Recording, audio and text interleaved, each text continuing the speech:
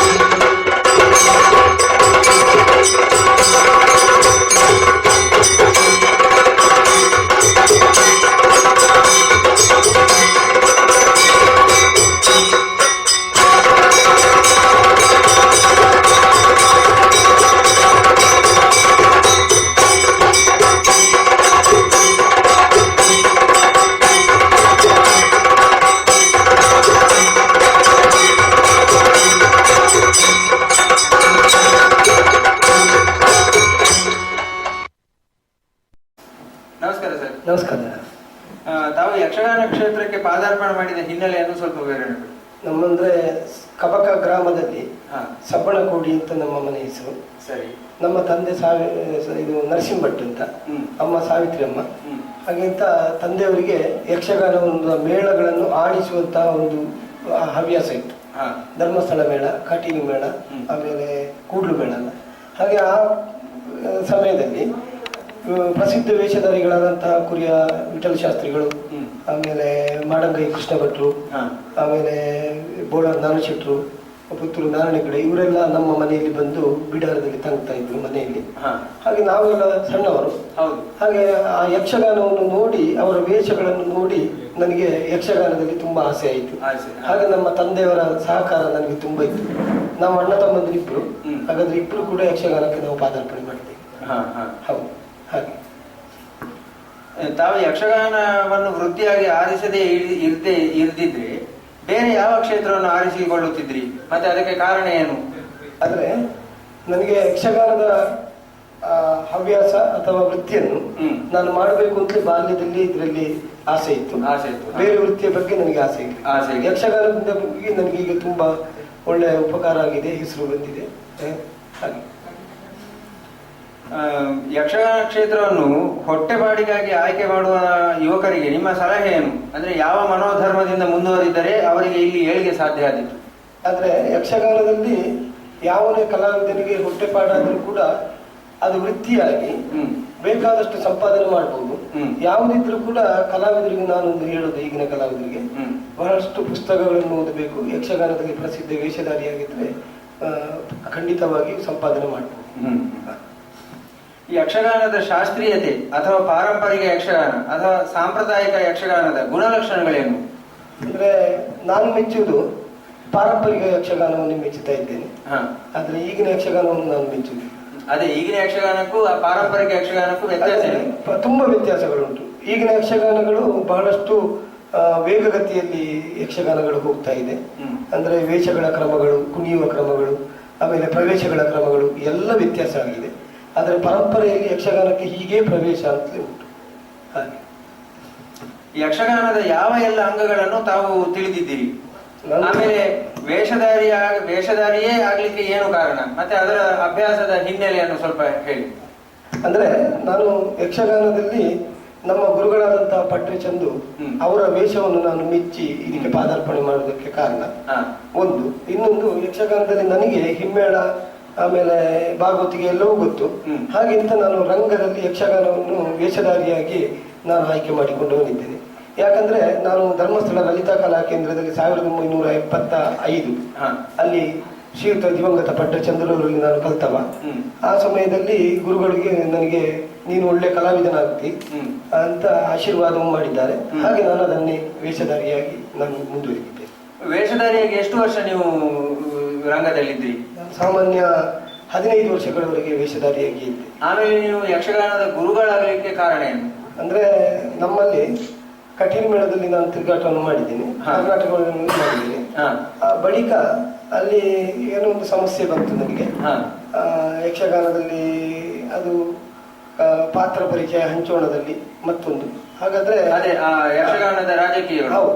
ಹಾಗಾದ್ರೆ ಅದು ನನಗೆ ಕಂಡಿತು, ಇಂದಿಗೆ ನಾವು ನಿಷ್ಠೂರ ಮಾಡೋದಕ್ಕಿಂತ ನಮ್ಮ ಗುರುಗಳು ನನಗೊಂದು ಆಶೀರ್ವಾದ ಮಾಡಿದ್ದಾರೆ. ಏನು ಅಂತ ಹೇಳಿದ್ರೆ, ನೀನು ಮುಂದೆ ಗುರುವಾಗಿ ಮುಂದುವರಿ, ಆಮೇಲೆ ನಿನಗೆ ಬೇಕಾದಂತಹ ಹವ್ಯಾಸವಾಗಿ ಯಕ್ಷಗಾನ ಸಿಗ್ತದೆ, ಅದರಲ್ಲಿ ಮುಂದುವರಿ ಅಂತ ಹೇಳಿದ್ರು.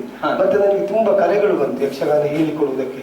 ಅದೇ ನನಗೆ ವೃತ್ತಿಯಾಗಿ ಪರಿಣಮಿಸಿತು. ಈಗ ಯಕ್ಷಗಾನದ ಗುರುವಾಗಿ ನಿಮಗೆ ಏನ್ ಅನಿಸ್ತದೆ? ಅಂದ್ರೆ ವೇಷಧಾರಿಯಾಗಿ ಒಳ್ಳೇದ ಅಥವಾ ಗುರುವಾಗಿ ಇರುವುದು ಒಳ್ಳೇದು ಅಂತ ಅನಿಸ್ತದೆ? ಯಕ್ಷಗಾನ ಗುರುವಾಗಿಯೂ ಕೂಡ ತುಂಬಾ ಸವಾಲನ್ನು ನಾನು ಎದುರಿಸಿದ್ದೇನೆ. ಆದ್ರೆ ನನಗೆ ಯಕ್ಷಗಾನ ಗುರುವಾಗಿ ಈಗ ನನಗೆ ತುಂಬಾ ಮನಸ್ಸಿಗೆ ತೃಪ್ತಿ ಇದೆ. ಯಾಕಂತ ಹೇಳಿದ್ರೆ ಎಲ್ಲಿ ಹೋದ್ರು ಕೂಡ ನನ್ನ ಹೆಸರನ್ನು ಹೇಳುವಂತಹ ಶಿಷ್ಯರಿದ್ದಾರೆ, ಒಳ್ಳೊಳ್ಳೆ ಕಲಾವಿದರು. ಹಾಗಾದ್ರೆ ಒಬ್ಬ ವೇಷಧಾರಿಯಾಗಿ ಒಬ್ಬ ಮುಂದುವರಿತಾನೆ ಅಂತ ಇದ್ರೆ ಕೇವಲ ಅವನು ವೇಷಧಾರಿಯಾಗಿ ಅಳಿದ ಮೇಲೆ ಅವನ ಹೆಸರು ಮಾತ್ರ ಉಳಿತದೆ ಅಷ್ಟೇ, ಬೇರೆಯವರ ಹೆಸರು ಹೇಳುವವರು ಯಾರಿಲ್ಲ. ಹಾಗೆಂತ ನಂದಾದ್ರೆ ಹಾಗಲ್ಲ. ಇನ್ನು ಮುಂದೆಗೆ ಪರಂಪರೆಯಲ್ಲಿ ಅಂದ್ರೆ ಆ ಶಿಷ್ಯರು ನಿಮ್ಮ ಹೆಸರನ್ನು ಉಳಿಸಿ ಬೆಳೆಸ್ತಾರೆ. ಯಕ್ಷಗಾನದಲ್ಲಿ ಒಟ್ಟು ಎಷ್ಟು ತಾಳಗಳಿವೆ? ಅಂದ್ರೆ ಮುಖ್ಯವಾಗಿ ಯಕ್ಷಗಾನದಲ್ಲಿ 7 ತಾಳಗಳು.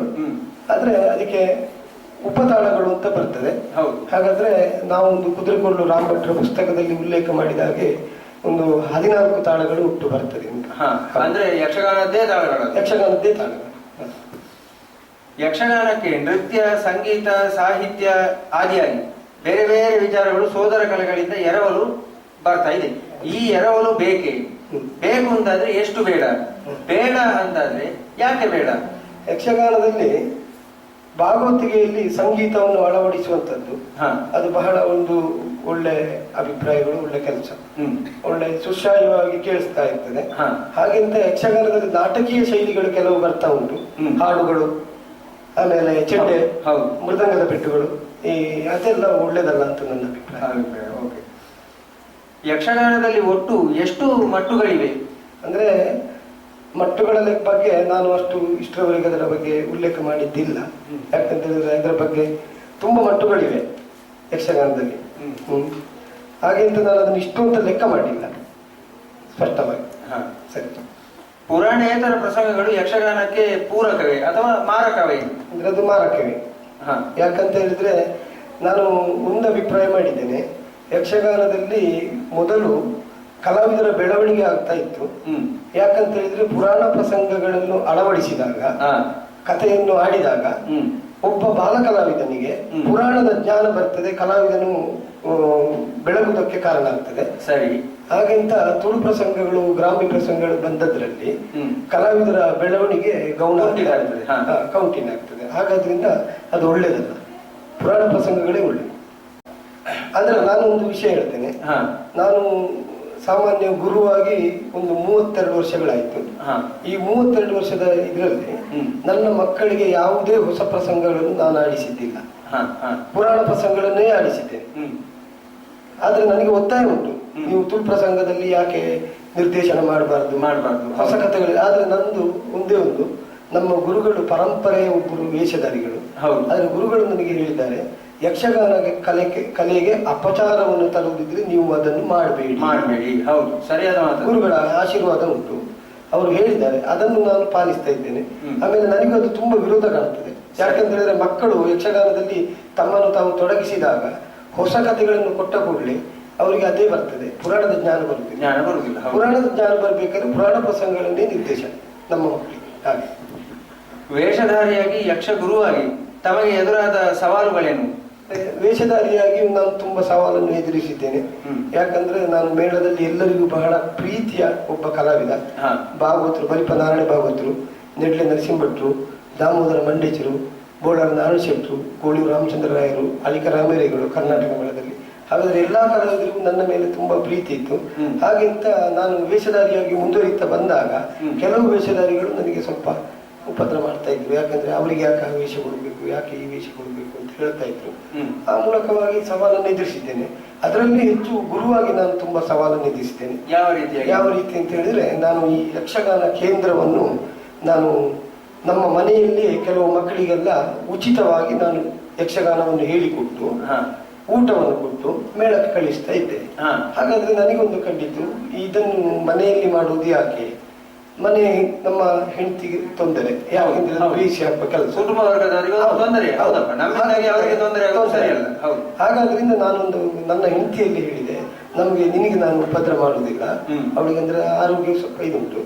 ಹಾಗಾದ್ರೆ ಅವಳಲ್ಲಿ ಹೇಳಿದ ಉಪದ್ರ ಮಾಡುವುದಿಲ್ಲ, ನಾವು ಒಂದು ಸ್ಥಳವನ್ನು ಖರೀದಿಸಿ ಸಂಸ್ಥೆಯನ್ನು ಮಾಡ್ತೇನೆ ನಾನು. ಅದಕ್ಕೆ ಅವಳು ಒಪ್ಪಿಗೆ ಕೊಟ್ಟಿದ್ದಾಳೆ.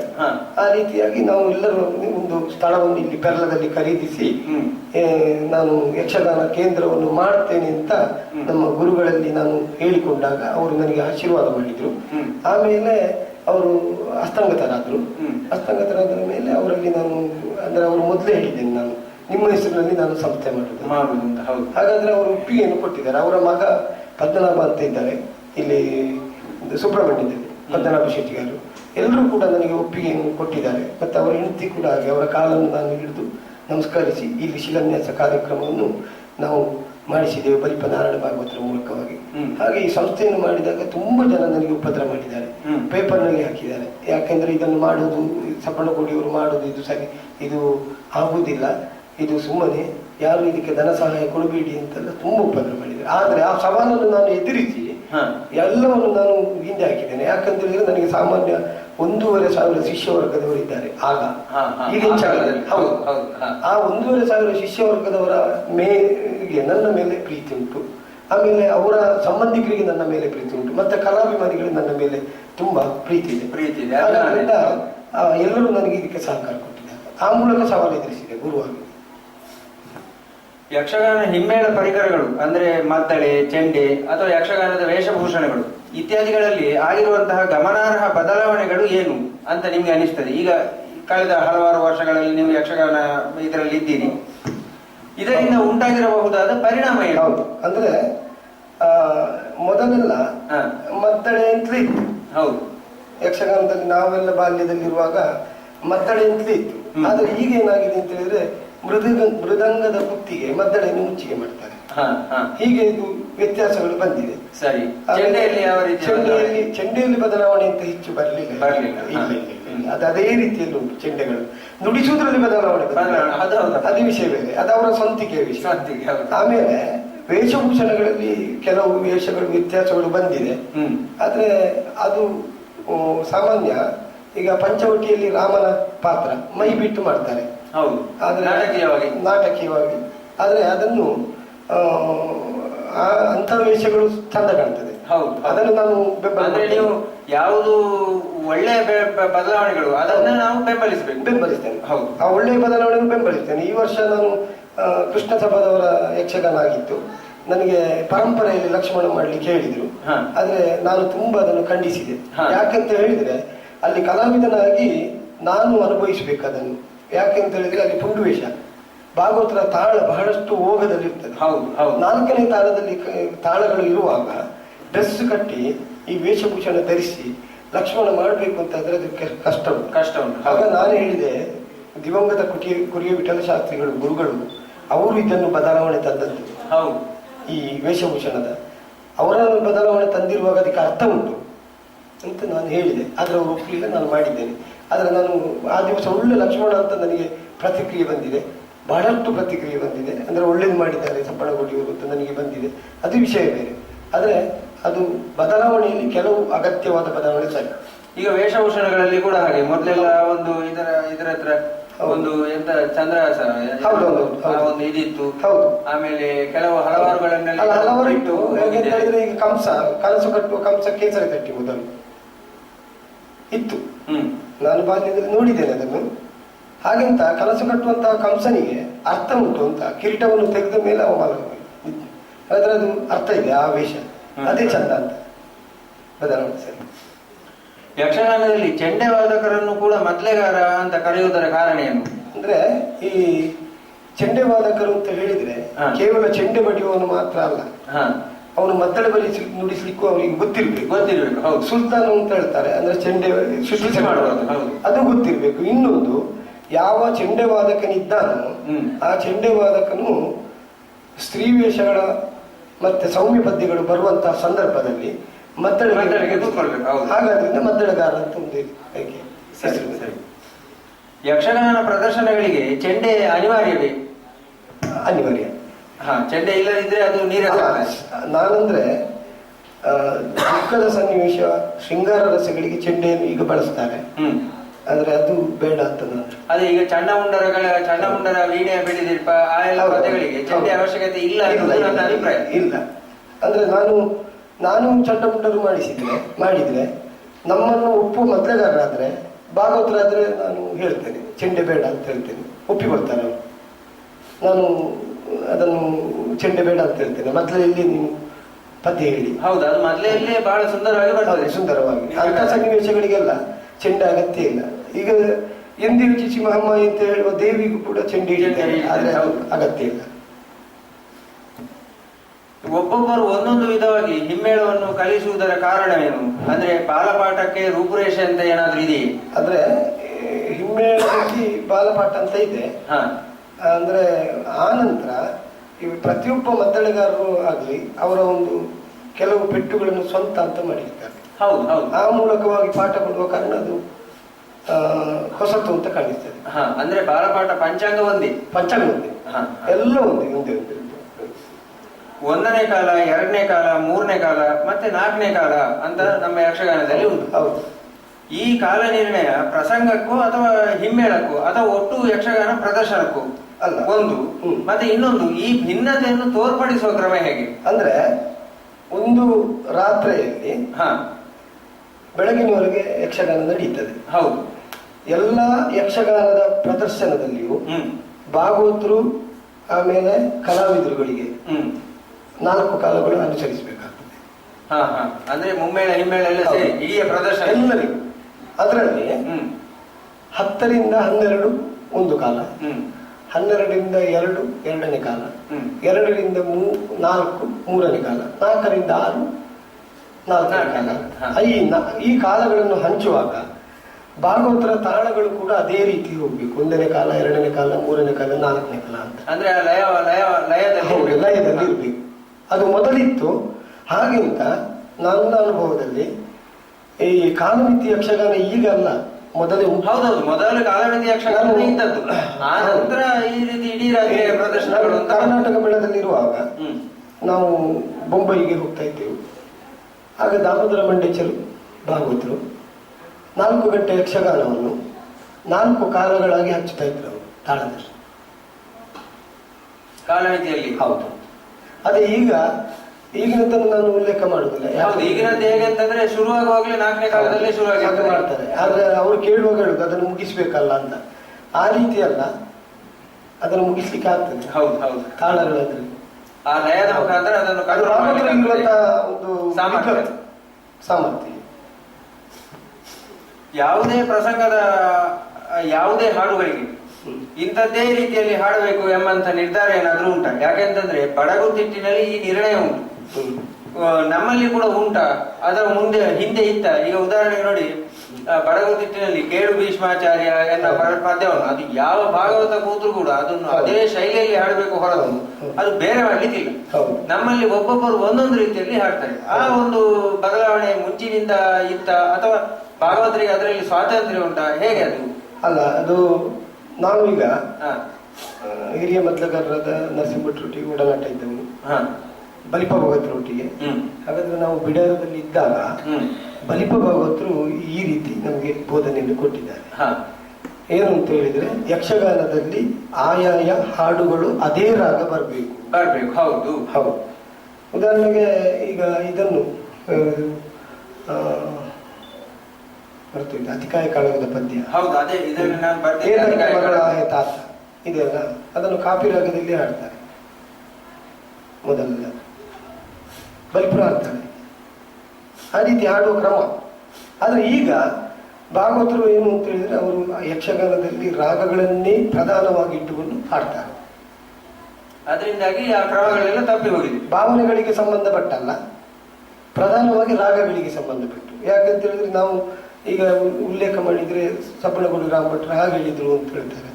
ವಿಷಯ ಏನು ಅಂತ ಹೇಳಿದ್ರೆ, ಕುಳಿತ ಕೂಡಲೇ 3-4 ರಾಗಗಳಾದ ಕೂಡಲೇ ಈಗ ಆರಭಿ ರಾಗ ಬರ್ತದೆ. ಹೌದು ಹೌದು. ನಾನು ತುಂಬಾ ಕೆಲವು ಭಾಗವತರುಗಳಲ್ಲಿ ಹೇಳಿದ್ದೇನೆ, ಚೌಕಿಗೆ ಬಂದ ಮೇಲೆ ನಮ್ಮನ್ನು ಒಪ್ಪುವ ಭಾಗವತರು, ನೋಡು ನೀನು ಈಗ ಆರಭಿ ರಾಗ ಹಾಕಿದೆ, ಈ ಆರಭಿ ರಾಗ ಅಂತ ಹೇಳುದು ಎಲ್ಲಿಂದ ನಂತರ ಆಗಬೇಕು, ಹಾಡಬೇಕು, ಅದನ್ನು ನೀನು ಕೇಳು, ನನ್ನಲ್ಲಿ ಕೇಳಬೇಡ, ನೀನು ಬೇಕಾದ್ರೆ ತೆಂಕ ಮೇಲೆ ಗುರುಗಳಲ್ಲಿ ಕೇಳು, ತಪ್ಪಿದ್ರೆ ಅಮ್ಮಣ್ಣರಲ್ಲಿ ಕೇಳು, ದಿನೇಶ್ ಅಮ್ಮಣ್ಣ, ಅವರಿಗೆ ಗೊತ್ತು. ಹಾಗೆ ಹೇಳುವ ಕ್ರಮ ಇದೆ. ವೇಷಗಳ ಪ್ರವೇಶ ಕ್ರಮಗಳಲ್ಲಿ ಭಿನ್ನತೆ ಇದೆ. ಅಂದ್ರೆ ಇಂತಿಂತ ವೇಷಗಳಿಗೆ ಇಂತಿಂತ ವಿಶಿಷ್ಟ ಕ್ರಮಗಳು ಅಂತ ಉಂಟಾ? ಈಗ ಬಣ್ಣದ ವೇಷ ಆಗಿರುವುದು, ಅಥವಾ ಕಿರೀಟ ವೇಷ ಆಗಿರುವುದು, ಅಥವಾ ಪುಂಡು ವೇಷ ಆಗಿರುವುದು, ಇದು ಎಲ್ಲದಕ್ಕೂ ಕೂಡ ಪ್ರತ್ಯೇಕವಾದಂತಹ ಒಂದು ಪ್ರವೇಶ ಕ್ರಮ ಅಂತ ಉಂಟು. ಯಕ್ಷಗಾನದಲ್ಲಿ ಪುಂಡು ವೇಷಕ್ಕೆ ತೈತತಕದ ಹೆಜ್ಜೆಯಲ್ಲಿ ಬರುವುದು. ನಮ್ಮ ಗುರುಗಳು ನಮಗೆ ಬೋಧನೆ ಕೊಟ್ಟದ್ದು, ಗುರುಗಳು ಹೇಳಿಕೊಡುವ ಕ್ರಮವೂ ಅದೇ. ಯಾಕಂದ್ರೆ ನಮ್ಮ ಶಿಷ್ಯರು ಕೂಡ ಹಾಗೆ ಅದೇ ಪ್ರವೇಶ ಬರ್ತಾರೆ. ಆದ್ರೆ ಇದನ್ನು ನಾನು ಒಂದು ಕಾಲದಲ್ಲಿ ನಮ್ಮ ಕಮ್ಮಟದಲ್ಲಿ ನಾನು ವಿಚಾರವನ್ನು ಮಂಡಿಸಿದಾಗ ಬಲಿಪ ಭಾಗವತರು ಕೂಡ ಇದನ್ನು ಒಪ್ಪಿಕೊಂಡಿದ್ದಾರೆ. ಹಿರಿಯ ಭಾಗವತರು ಬಲಿಪುರಿ ಹೇಳಿದ್ರು, ನನ್ನಿಂದ ಮುಂದೆ ಬಲಿಪುರಿ ಹೇಳಿದ್ರು, ಪುಂಡು ವೇಷಕ್ಕೆ ತೈತತಕದ ಪ್ರವೇಶದಲ್ಲಿ ಬರಬೇಕು. ಅಂದ್ರೆ ಅದು ಏಕತಾಳಕ್ಕೆ ಸೇರ್ತದೆ ಆ ಪ್ರವೇಶಗಳು. ಆಮೇಲೆ ಕಿರೀಟ ವೇಷಗಳಿಗೆ ಇಡೀ ಹೆಜ್ಜೆಯಲ್ಲಿ ಪ್ರವೇಶ ಬರಬೇಕು. ಇಡೀ ಹೆಜ್ಜೆ ಅಂತಂದ್ರೆ ಹೇಗೆ? ಇಡೀ ಹೆಜ್ಜೆ ಅಂದ್ರೆ ಅದು ಹೆಜ್ಜೆಗಳನ್ನು ಘಾತವಾಗಿ ಸರಿಯಾಗಿ ಇಟ್ಟುಕೊಂಡು ಹೋಗುವುದು. ಅಂದ್ರೆ ಕಿರೀಟ ವೇಷಗಳಿಗೆ 9 ಹೆಜ್ಜೆ, ಪುಂಡು ವೇಷಗಳಿಗೆ 7 ಹೆಜ್ಜೆ ಅಂತ ಲೆಕ್ಕ ಇದೆ ಪ್ರವೇಶಗಳಿಗೆ. ಆದ್ರೆ ಈಗ ನಮ್ಮ ಗುರುಗಳು ಹೇಳ್ತಾ ಇದ್ರು, ಆದ್ರೆ ನಾನು ಕೂಡ ಅದನ್ನು ಅನುಭವಿಸಿದ್ದೇನೆ. ಏನು ಅಂತ ಹೇಳಿದ್ರೆ, ಒಂದು ಪುಂಡು ವೇಷಕ್ಕೆ 60 ತಾಳದಲ್ಲಿ ಮುಕ್ತಾಯ ಆಗಬೇಕು ಲೆಕ್ಕ. ಹಾಗೆ ಪ್ರವೇಶ ಎಷ್ಟು? 60 ತಾಳ. ನಾನು ಅದನ್ನು ಬೇಕಾದ್ರೆ ಸೂಚನೆ ಕೊಡ್ತೇನೆ. 60 ತಾಳದಲ್ಲಿ. ಕಿರೀಟ ವೇಷಗಳಿಗೂ ಹಾಗೆ ಅದೇ ಲೆಕ್ಕಾಚಾರಗಳಲ್ಲಿ ಕಿರೀಟ ವೇಷಗಳು 10 ತಾಳ ಕಡಿಮೆ. ಆ ಬಣ್ಣದ ವೇಷಧಾರಿಗಳಿಗೆ ಪ್ರವೇಶವೇ ಬೇರೆ ಕ್ರಮ. ಹೌದು. ಅದಕ್ಕೆ ತಾಳ ಲೆಕ್ಕಾಚಾರ ಅಂತ ನಾನು ಮಾಡಿಲ್ಲ, ಆದ್ರೆ ಅದಕ್ಕೂ ತಾಳ ಲೆಕ್ಕಾಚಾರ ಇದೆ. ಈಗ ನೋಡಿ, ಈಗ ಕಿರೀಟ ವೇಷಗಳಾಗ್ಲಿ ಪುಂಡು ವೇಷಗಳಾಗ್ಲಿ ಎಲ್ಲ ಬರುವ ನಮೂನೆ ಹೆಚ್ಚು ಕಡಿಮೆ ಒಂದೇ ರೀತಿಯಿಂದ ಕಾಣ್ತದೆ. ಇಲ್ಲ, ಅದು ವ್ಯತ್ಯಾಸ ಉಂಟು. ಈಗ ನಾನು ನನ್ನನ್ನು ಹೇಳಿಕೊಳ್ಳುವುದಲ್ಲ, ನಮ್ಮ ಸಂಸ್ಥೆಯ ಮಕ್ಕಳನ್ನು ಹೇಳುವುದಲ್ಲ. ನಾನು ಮೊನ್ನೆ ಕುಂಬುರದಲ್ಲಿ ನಮ್ಮ ಮಕ್ಕಳ ಯಕ್ಷಗಾನವಾಗಿತ್ತು. ಪ್ರಸಿದ್ಧ ಅರ್ಥಧಾರಿಗಳಾದಂತಹ ನಾರಾಯಣ ಕಿಲ್ಲೆಯವರ ಅಳಿಯ ನಮ್ಮ ಮಕ್ಕಳ ತಂಡದ ನಾಟ್ಯವನ್ನು ನೋಡಿ ಮೆಚ್ಚಿಕೊಂಡ್ರು. ತೆಂಕುತಿಟ್ಟಿನ ಶುದ್ಧವಾದ ನಾಟ್ಯಗಳು ಈ ಮಕ್ಕಳಲ್ಲಿ ಎದ್ದು ಕಾಣುತ್ತಾ ಇದೆ. ಪ್ರವೇಶಗಳು ಬೇರೆ ಬೇರೆ ಕಾಣಿಸ್ತಾ ಉಂಟು. ಆ ರೀತಿಯ ಪ್ರವೇಶಗಳು ನಮ್ಮ ಮೊದಲು ನೋಡಿದ್ದೇವೆ ಸಪ್ಪಳಗೋಡಿ ರಾಮ್ ಭಟ್ರೆ. ಆದರೆ ನಿಮ್ಮಾಗಿದ್ದ ಗುರುಗಳನ್ನು ಪಡೆದ ಇವರು ಧನ್ಯರು ಅಂತ ಅವರು ಆ ದಿವಸ ಹೇಳಿದ್ದಾರೆ. ಹಾಗಾದ್ರೆ ನನ್ನನ್ನು ನಾನು ಹೇಳಿಕೊಳ್ಳುವುದಲ್ಲ. ಆದರೆ ಇದನ್ನು ML ಸಾಮುಗರಲ್ಲಿ ನಾನು ವಿಚಾರವನ್ನು ಹೇಳಿದಾಗ ಅವರು ಕೂಡ ಇದನ್ನು ಒಪ್ಪಿಕೊಂಡಿದ್ದಾರೆ. ಅವರ ಅಧ್ಯಕ್ಷರಾಗಿದ್ದಾಗ ಒಂದು ದಿವಸ ನಾವು ಅದನ್ನು ವಿಮರ್ಶೆಗೆ ಇಡುವ ಸಪ್ಪಳಕೋಡಿಯವರ ನೀವು ಬರಬೇಕು ಅಂತ ಹೇಳಿದ್ದಾರೆ. ಆಮೇಲೆ ಅವರಿಗೆ ಅದು ಆ ಸ್ಥಾನ ಹೋಯ್ತು, ಅದು ವಿಷಯ ಬೇರೆ. ಆದರೆ ಕಮ್ಮಟಗಳಲ್ಲಿ ಇದನ್ನು ಮಂಡಿಸಿದಾಗ ಈ ವಿಷಯಕ್ಕೆ ಬೆಲೆ ಬರುವುದಿಲ್ಲ. ಹಾಗೆ ಬೆಳಗಿನ ಜಾವದ ಅಂದರೆ 4ನೇ ಕಾಲದ ಬಣ್ಣದ ವೇಷಗಳನ್ನು ಕುಣಿಸುವಲ್ಲಿ ಕ್ರಮ ವ್ಯತ್ಯಾಸ ಏನಾದ್ರೂ ಉಂಟಾ? ಇದೆ, ಕ್ರಮ ವ್ಯತ್ಯಾಸ ಇದೆ. ಈಗ ತಾಳಗಳಲ್ಲಿ ತುಂಬಾ ವೇಗದ ತಾಳ ಇಲ್ಲ. ಅದಕ್ಕೆ ಸಾಮಾನ್ಯ ಅದೇ 4ನೇ ಕಾಲ ಆದ್ರೂ ಕೂಡ 4ನೇ ಕಾಲದ ಲಯದಲ್ಲಿ ಹೋಗಿ ಸಾಮಾನ್ಯ 2ನೇ ಕಾಲದಲ್ಲಿ ಪದ್ಯ ಹೇಳುವ. ಆದ್ರೆ ನಮ್ಮ ಈಗ ನಾನು ಹೇಳೋದು, ನಮ್ಮ ಭಾಗವತರು ಇದ್ದಾರೆ ನಮ್ಮ ಕೇಂದ್ರದಲ್ಲಿ ಗುರುಗಳು, ತೆಂಕವೇರು ಶಾಸ್ತ್ರಿಗಳು. ಅವರು ಬಣ್ಣದ ವೇಷಗಳಿಗೆ ಹಾಡುವ ಪದ್ಯಗಳೇ ಅದು ಹಾಗೆಯೂ ಕ್ರಮ ಇದೆ. ಅಂದ್ರೆ ಈಗ 1ನೇ ಕಾಲದಲ್ಲಿ ಬಣ್ಣದ ವೇಷ ಪ್ರವೇಶ ಆದ್ರೂ ಕೂಡ 1ನೇ ಕಾಲದಲ್ಲಿ. ಮತ್ತೆ ನಾನು ಇನ್ನೊಂದು ವಿಷಯ ಹೇಳ್ತೇನೆ. ದಿನೇಶ್ ಅಮ್ಮಣ್ಣ ಭಾಗವತರು ಬಹಳಷ್ಟು ಶುದ್ಧ ತಾಳ. ಅವರು ಬಣ್ಣದ ವೇಷಗಳಿಗೆ ಬಹಳಷ್ಟು ಕ್ರಮದಲ್ಲಿ ಪದ್ಯ ಹೇಳ್ತಾರೆ. ನಾನೀಗ ಎಡದಿನ ಮೇಳದ ತಿರುಗಾಟ ಮಾಡ್ತಾ ಇದ್ದೇನೆ, ಹೋಗ್ತಾ ಇದ್ದೇನೆ. ಮತ್ತೆ ನಮ್ಮ ಸ್ವಾಮೀಜಿಯವರು ಎಡದಿನ ಅವರು ಕೂಡ ತಾಳಗಳನ್ನು ಬಹಳಷ್ಟು ಬಣ್ಣದ ವೇಷಗಳಿಗೆ ನಿಧಾನಗತಿಯಲ್ಲಿ ಕೊಡ್ತಾರೆ. ಇವರು ಕೂಡ ಹಾಗೆ ಕುರಿಯ ಶಾಸ್ತ್ರಿಗಳು. ಆದರೆ ಕ್ರಮ ಇದೆ, ಕ್ರಮ ಇದೆ, ಕ್ರಮ ಇದೆ. ಯಾವೆಲ್ಲ ಸನ್ನಿವೇಶದಲ್ಲಿ ಬಿಡ್ತಿಗೆ ಅವಶ್ಯಕತೆ ಇಲ್ಲ? ಅಂದ್ರೆ ದುಃಖದ ಸನ್ನಿವೇಶದಲ್ಲಿ ಬಿಡ್ತಿಗೆಗಳ ಅಗತ್ಯ ಇಲ್ಲ.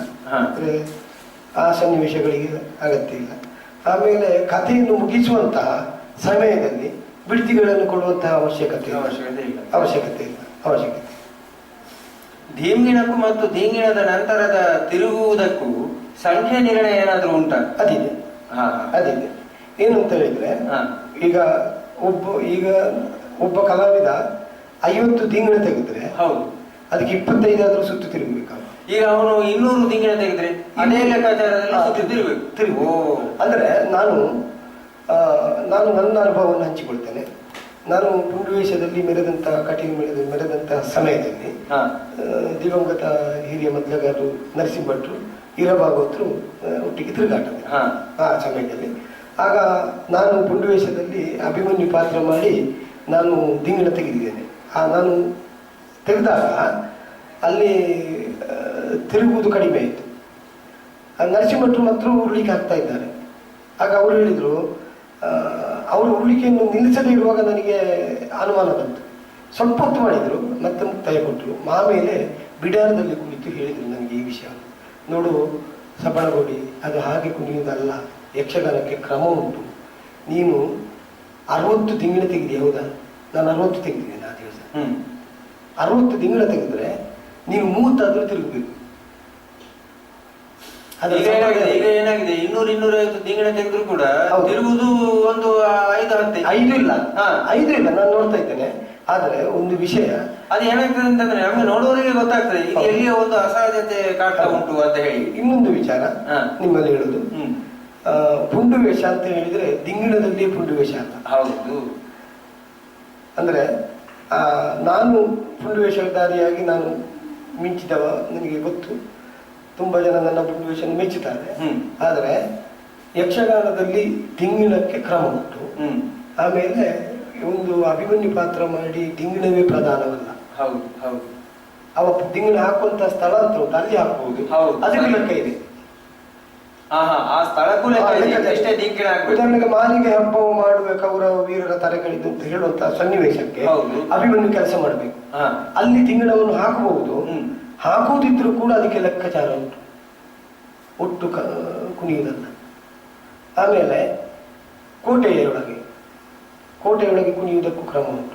ದಿಂಗಿಣ ಈಗಿನ ಅಭಿಮನ್ಯು ನಾನು ನೋಡ್ತಾ ಇದ್ದೇನೆ, ದಿಂಗಿಣ ತೆಗೆಯುವುದಿಲ್ಲ, ಬಂದು ತಿರುಗಿ ನಿಲ್ತಾರೆ ಅಷ್ಟೇ. ತಿರುಗುವುದು ಅದೊಂದು ಶೈಲಿಯಾಗಿದೆ ಈಗಿನ ಅಭಿಮನ್ಯುಗಳಿಗೆ. ತುಂಬಾ ನಾನು ಅದನ್ನು ವಿರೋಧಿಸ್ತೇನೆ. ಯಾಕಂತ ಹೇಳಿದ್ರೆ ಕೋಟೆ ಒಳಗೆ ಅಭಿಮನ್ಯು ಮಾಡುವಂತ ಕೆಲಸ ಇದೆ ಅಲ್ಲ, ಅದು ಮಾಡಲೇಬೇಕು. ನಾನು ಈಗಿನ ಅಭಿಮನ್ಯು ನೋಡ್ತಾ ಇದ್ದೇನೆ, ಅವರು ನಮ್ಮನ್ನು ಉತ್ತರ ಗೊತ್ತಿಲ್ಲ, ಅದು ವಿಷಯ ಅಲ್ಲ, ಅದು ನೋಡ್ತಾ ಇದ್ದೇನೆ. ಆಮೇಲೆ ನೋಡಿ ಪ್ರವೇಶದ ಸಮಯದಲ್ಲಿ ಕೂಡ ಈ ಪುಂಡು ಪುಂಡು ವೇಷಧಾರಿಗಳು ಹೌದು, ಹೌದು. ಅಲ್ಲಿಯೇ 150 ದಿಗಿಣ ತೆಗಿತಾರೆ. ಅಲ್ಲ, ಅದು ಮಾಡಬಾರ್ದು ಅಂತ. ಹಾ ಹಾ ಹಾ. ಅಂದ್ರೆ ಈಗ ಕೆಲವು ಪುಂಡು ವೇಷಗಳು ಪ್ರವೇಶ ಬರುವುದು ಅಲ್ಲಿಗೆ ಹಾಕ್ತಾರೆ, ದಸ್ತು ಇಲ್ಲ. ಹೌದೌದು, ಬಹಳ ಇತ್ತೀಚಿನ ಬೆಳವಣಿಗೆ. ಇತ್ತೀಚೆಗೆ ಬೆಳೆದ ಬೆಳವಣಿಗೆ. ಆದ್ರೆ ಯಕ್ಷಗಾನದಲ್ಲಿ ಯಾವತ್ತೂ ಕೂಡ ಆ ವೇಷದ ದಸ್ತು ಅಂತ ಹೇಳುವಂಥದ್ದು ಪ್ರವೇಶ, ಅದು ಅವರು ಬಂದ ಪ್ರವೇಶದ ಕ್ರಮ. ಆ ದಸ್ತು ಬೇಕೇ.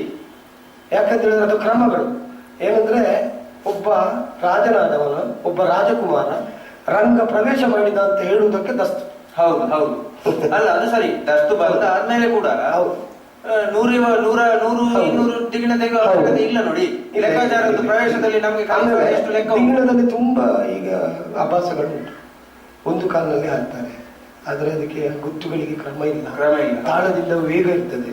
ಆದ್ರೆ ಮೊದಲಗಾರಗಳು ಹಿರಿಯವರೆಲ್ಲ ನನ್ನ ಹತ್ರ ಹೇಳ್ತಾರೆ, ಯಾರು ಅಂತ ಉಲ್ಲೇಖ ಮಾಡೋದಿಲ್ಲ ಹೆಸರು, ನಾನು ಕಷ್ಟ ಅನುಭವಿಸಿದ್ರು ರಾಮಭಟ್ರು ಈಗಿನ ಯಕ್ಷಗಾನ ಅಂತ ಹೇಳ್ತಾರೆ ನನ್ನ ಹತ್ರ. ನಾನು ಕೇಳಿದೆ ಅವರಲ್ಲಿ, ನೀವು ಎಂಥದ್ದು ಸ್ವಾಮಿ ಇದು ಮೊದಲಗಾರರೇ ಬಡಿಯುವುದು, ನಿಮ್ಗೆ ಇಂಥದ್ದು ಈ ವೇಗ ಇಂಥದ್ದು? ಆಗ ಅವರು ಹೇಳ್ತಾರೆ, ನಾವು ಅನುಭವಿಸಿದ್ರು ರಾಮಭಟ್ರೆ ಕಷ್ಟ, ನೀವೆಲ್ಲ ನಿಮ್ಮ ತಿರುಗಾಟದಲ್ಲೆಲ್ಲ ನಾವು ಬರೆದಿದ್ದೇವೆ, ಅದು ಬೇರೆ ಪೆಟ್ಟುಗಳು, ಈಗ ಪೆಟ್ಟುಗಳಿಲ್ಲ ಅಂತ ಹೇಳ್ತಾರೆ. ಅತಿಯಾಗಿ ಕುಣಿಯಬಾರದು ಅನ್ನುವಂತಹ ನಿರ್ಣಯ ಅದು ಈಗ ನೀವು ಹೇಳಿದ್ರಿ. ಸಭಾ ಕ್ಲಾಸು ಒಬ್ಬೊಬ್ಬರದ್ದು ಒಂದೊಂದು ರೀತಿ ಯಾಕೆ ಉಂಟು, ಅದಕ್ಕೆ ಹೀಗೆ ಅಂತ ಹೇಳಿ ಏನಾದ್ರು ನಿರ್ಣಯ ಉಂಟಾ? ನಾನು ಅಡಿಕರ ಮೇಲೆ ತಿರುಗಾಟ ಮಾಡ್ತಾ ಇರುವಾಗ ಅವರು ಯಾಕಂತ ಹೇಳಿದ್ರೆ, ಈ ಪಾಂಡವರ ಉಡ್ಡೋಲಗದಲ್ಲಿ ಮಾಧವ ಶೆಟ್ಟರು ಅವರು ಒಳ್ಳೆ ವೇಷಧಾರಿ, ಭಟ್ರೆ ಚಂದು ಮತ್ತು ಅವರು ಸಮಕಾಲೀನರು, ನಿತ್ಯ ವೇಷ ಮಾಡ್ತಾ ಇದ್ದರು. ಅವರು ಅರ್ಜುನನ ಪ್ರವೇಶ ಸಭಾ ಕ್ಲಾಸ್ ಮಾಡಿದ್ರು. ಆ ಸಭಾ ಕ್ಲಾಸ್ ಮಾಡಿ ಅವರು ನೋಡಿದ್ರು ಅಡಿಕೆರ ಮೇರೆಗಳು. ನೋಡಿ ಆಗುವಾಗ ಹೇಳಿದ್ರು, ನಿನ್ನ ಸಭಾ ಕ್ಲಾಸಿನ ಕ್ರಮ ಬೇರೆ ಕಾಣಿಸ್ತಾ ಉಂಟಲ್ಲ ಅಂತ ಹೇಳಿದ್ರು. ಆಗ ನಾವು ಅಲ್ಲಿ ವೃಷಗೀತು ಮಾಡಿದ್ದೇನೆ ಪಾತ್ರ, ನಾನು ನೋಡಿದ್ದೇನೆ. ಆಗ ಭಟ್ರೆ ಚಂದು ನಮ್ಮ ಗುರುಗಳು ಅವರದ್ದು ಮತ್ತು ಮಾಧವ ಶೆಟ್ಟರದ್ದು ಒಂದೇ ರೀತಿ ಕಾಣ್ತದೆ. ತೆಂಕುತಿಟ್ಟಿನಲ್ಲಿ ಒಂದು ಒಳ್ಳೆಯ ಗುರು ಅಂತ ಎನ್ನಿಸಲ್ಪಟ್ಟವರು ಕಾವು ಕಣ್ಣ. ಹೌದೌದು, ಅವರು ನಾಟ್ಯಾಚಾರ್ಯ ಹೆಸರು ಪಡ್ತಾರೆ. ಕಾವು ಕಣ್ಣನವರ ಶಿಷ್ಯರು ಇವರೆಲ್ಲ. ಕಾವು ಕಣ್ಣನವರಿಂದ ಮತ್ತೆ ಬಂದ ಗುರುಗಳು ಅಂತ ಹೇಳಿದ್ರೆ ಭಟ್ರೆ ಚಂದು ವಿಠಲ ಶಾಸ್ತ್ರಿಗಳು. ಹಾಗಾದ್ರೆ ಇವರಲ್ಲಿರುವಂತಹ ಸಭಾ ಕ್ಲಾಸುಗಳೆಲ್ಲ ಒಂದೇ ಲೆಕ್ಕ. ಆಮೇಲೆ ಅಡಿಕರ ಮೇಲೆಗಳು ಹೇಳಿದ್ರು ನನಗೆ, ನೋಡು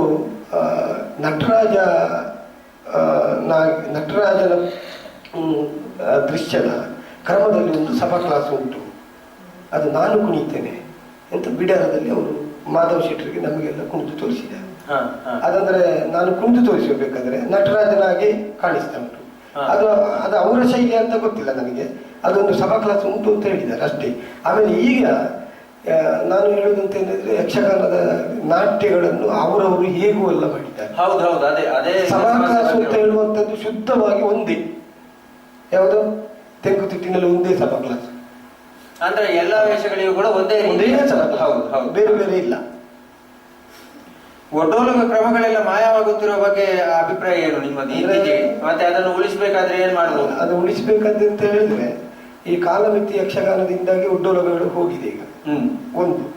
ಆಮೇಲೆ ಕಟೀಲು ಮೇಳದಲ್ಲಿ ಮಾಡ್ತಾರಂತ ಗೊತ್ತಿಲ್ಲ, ನಾನು ಯಕ್ಷಗಾನ ಈಗ ನೋಡುದು ಕಮ್ಮಿ ಮಾಡಿದ್ದೇನೆ ಕಟೀಲು ಮೇಳದ್ದು ಆ ಬಗ್ಗೆ. ಆದ್ರೆ ನಮ್ಮ ಶಿಷ್ಯರೆಲ್ಲ ಹೇಳ್ತಾರೆ ಅದೆಲ್ಲ ಯಾವುದಿಲ್ಲ. ಈಗ ನಾವು ಇರುವ ಕಾಲದಲ್ಲಿ ಇರ ಭಾಗವತರು, ಬಲಿಪನಾರಾಯಣ ಭಾಗವತರು ಅವರ ಕಾಲದಲ್ಲಿ 2 ಮೇಳ, ಅವರ ಕಾಲದಲ್ಲಿ ಎಲ್ಲ ಒಡ್ಡೋಲಕಗಳು ಇತ್ತು.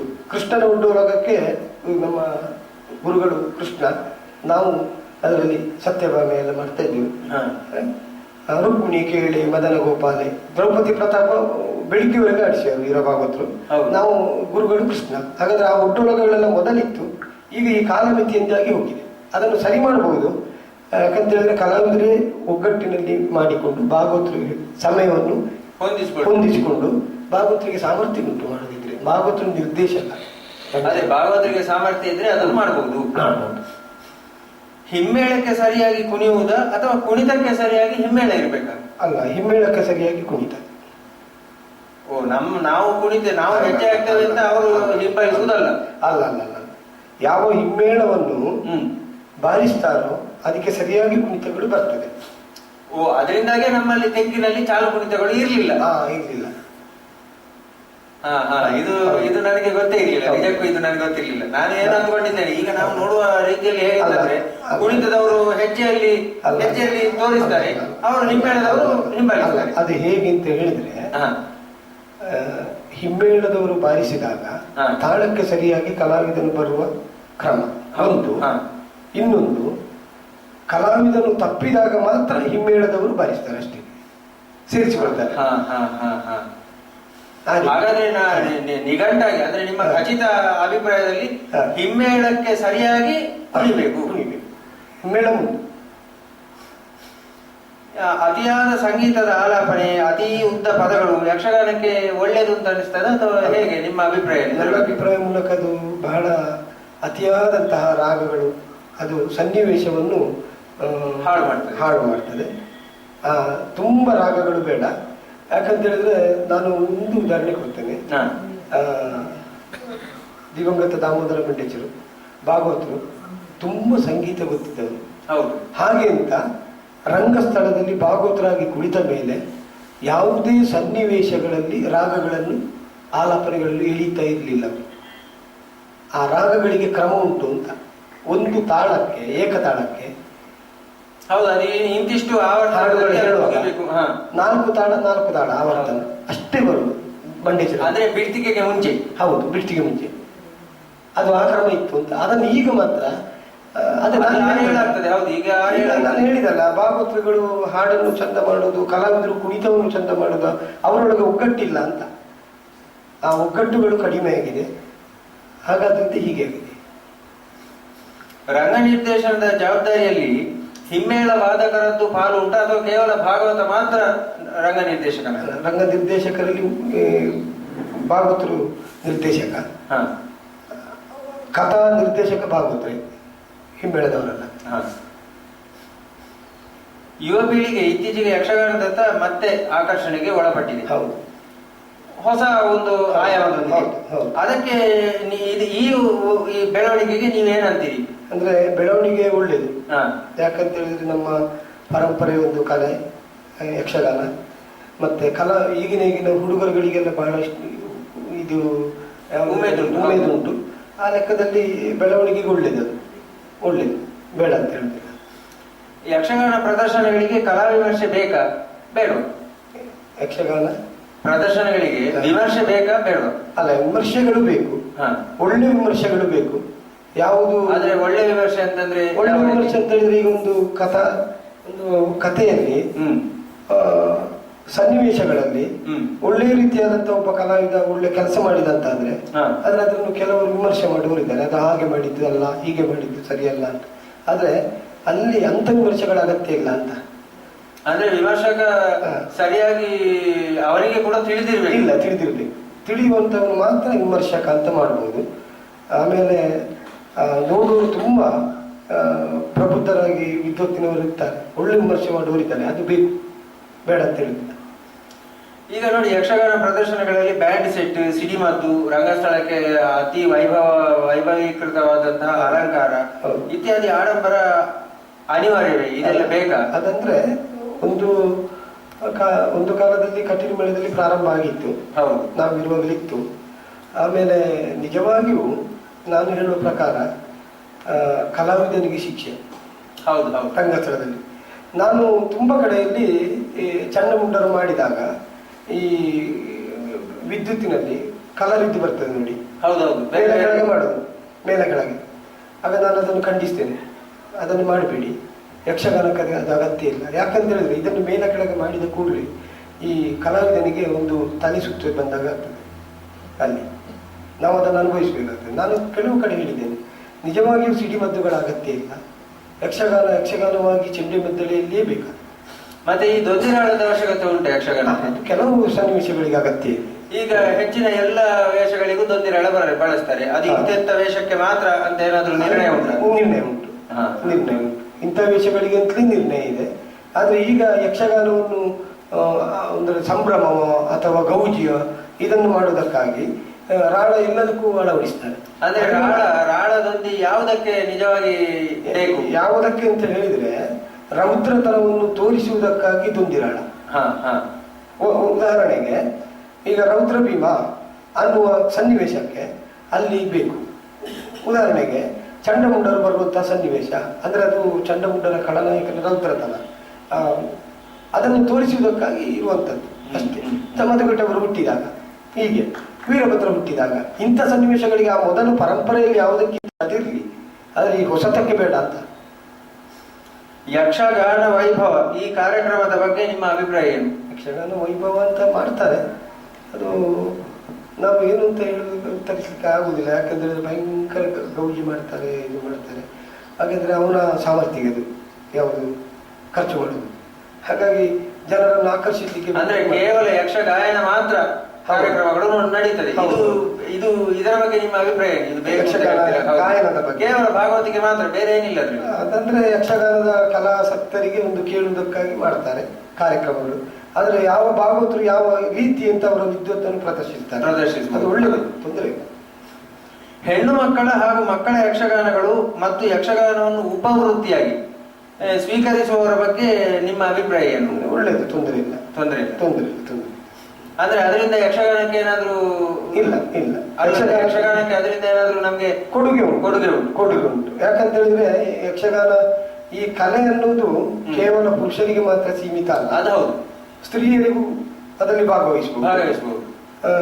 ಉದಾಹರಣೆಗೆ ಏನು ಅಂತ ಹೇಳಿದ್ರೆ, ಈಗ ನಾನು ನನ್ನ ಶಿಷ್ಯೆ ಒಬ್ಳು ಮುಸ್ಲಿಂ ಹುಡುಗಿದ್ದಾಳೆ, ಸಫಿಯಾ ಬಾನು ಅಂತ. ಅಂದ್ರೆ ಸಫಿಯಾ ಬಾನು ಯಕ್ಷಗಾನಕ್ಕೆ, ಅದು ಕುರ್ನಾಡಿನಲ್ಲಿ ದತ್ತಾತ್ರೇಯ ಯಕ್ಷಗಾನ, ಅಲ್ಲಿ ಪಾದಾರ್ಪಣೆ ಮಾಡಿದಾಗ ಇತ್ತೀಚೆಗೆ ಕಣಿಪುರ ಪತ್ರಿಕೆಯಲ್ಲಿ ಅದು ಬಂತು, ಸಫಿಯಾ ಬಾನು. ನೀವು ನೋಡಿರ್ಬೋದು, ಅವಳ ಲೇಖನ ಬಂದಿತ್ತು ಅವಳ ಬಗ್ಗೆ. ಹಾಗಾದ್ರೆ ಅಲ್ಲಿ ಏನು ಅಂತ ಹೇಳಿದ್ರೆ, ಅವಳು ಭಾಗವಹಿಸಿದಾಗ ಅವರ ಸಮಾಜದೊಂದು ಸ್ವಲ್ಪ ತೊಂದರೆ ಬಂತು. ಆಗ ಅವಳ ತಂದೆ ಮಾಸ್ಟ್ರು, ಆಗ ಅವರೊಂದು ಕೇಳಿದ್ರು, ಯಕ್ಷಗಾನ ಕಲೆ ಆಗಲಿ ಯಾವುದೇ ಕಲೆಗಾಗಲಿ ಜಾತಿ ಇಲ್ಲ. ಹೌದೌದು, ಕಲೆ ಕಲಾವಿದರಿಗೆ ಜಾತಿಯ ಒಂದು ಇದಿಲ್ಲ. ಹೌದು, ಲಿಂಗಭೇದ ಇಲ್ಲ. ಹಾಗಂತ ಇದು ಬಿಸ್ಮಿಲ್ಲಾ ಖಾನ್ ಮುಸ್ಲಿಂ ಅಲ್ವಾ, ನೀವು ಅವರನ್ನು ಯಾಕೆ ತಡೆದು ನಿಲ್ಲಿಸಲಿಲ್ಲ ಅಂತ ಅವರ ಸಮಾಜದವರಲ್ಲಿ ಅವರೊಂದು ಪ್ರಶ್ನೆ ಮಾಡಿದ್ದಾರೆ. ಹಾಗಾಗಿ ಹೆಣ್ಮಕ್ಳು ಬರ್ಬೋದು, ತೊಂದರೆ ಇಲ್ಲ.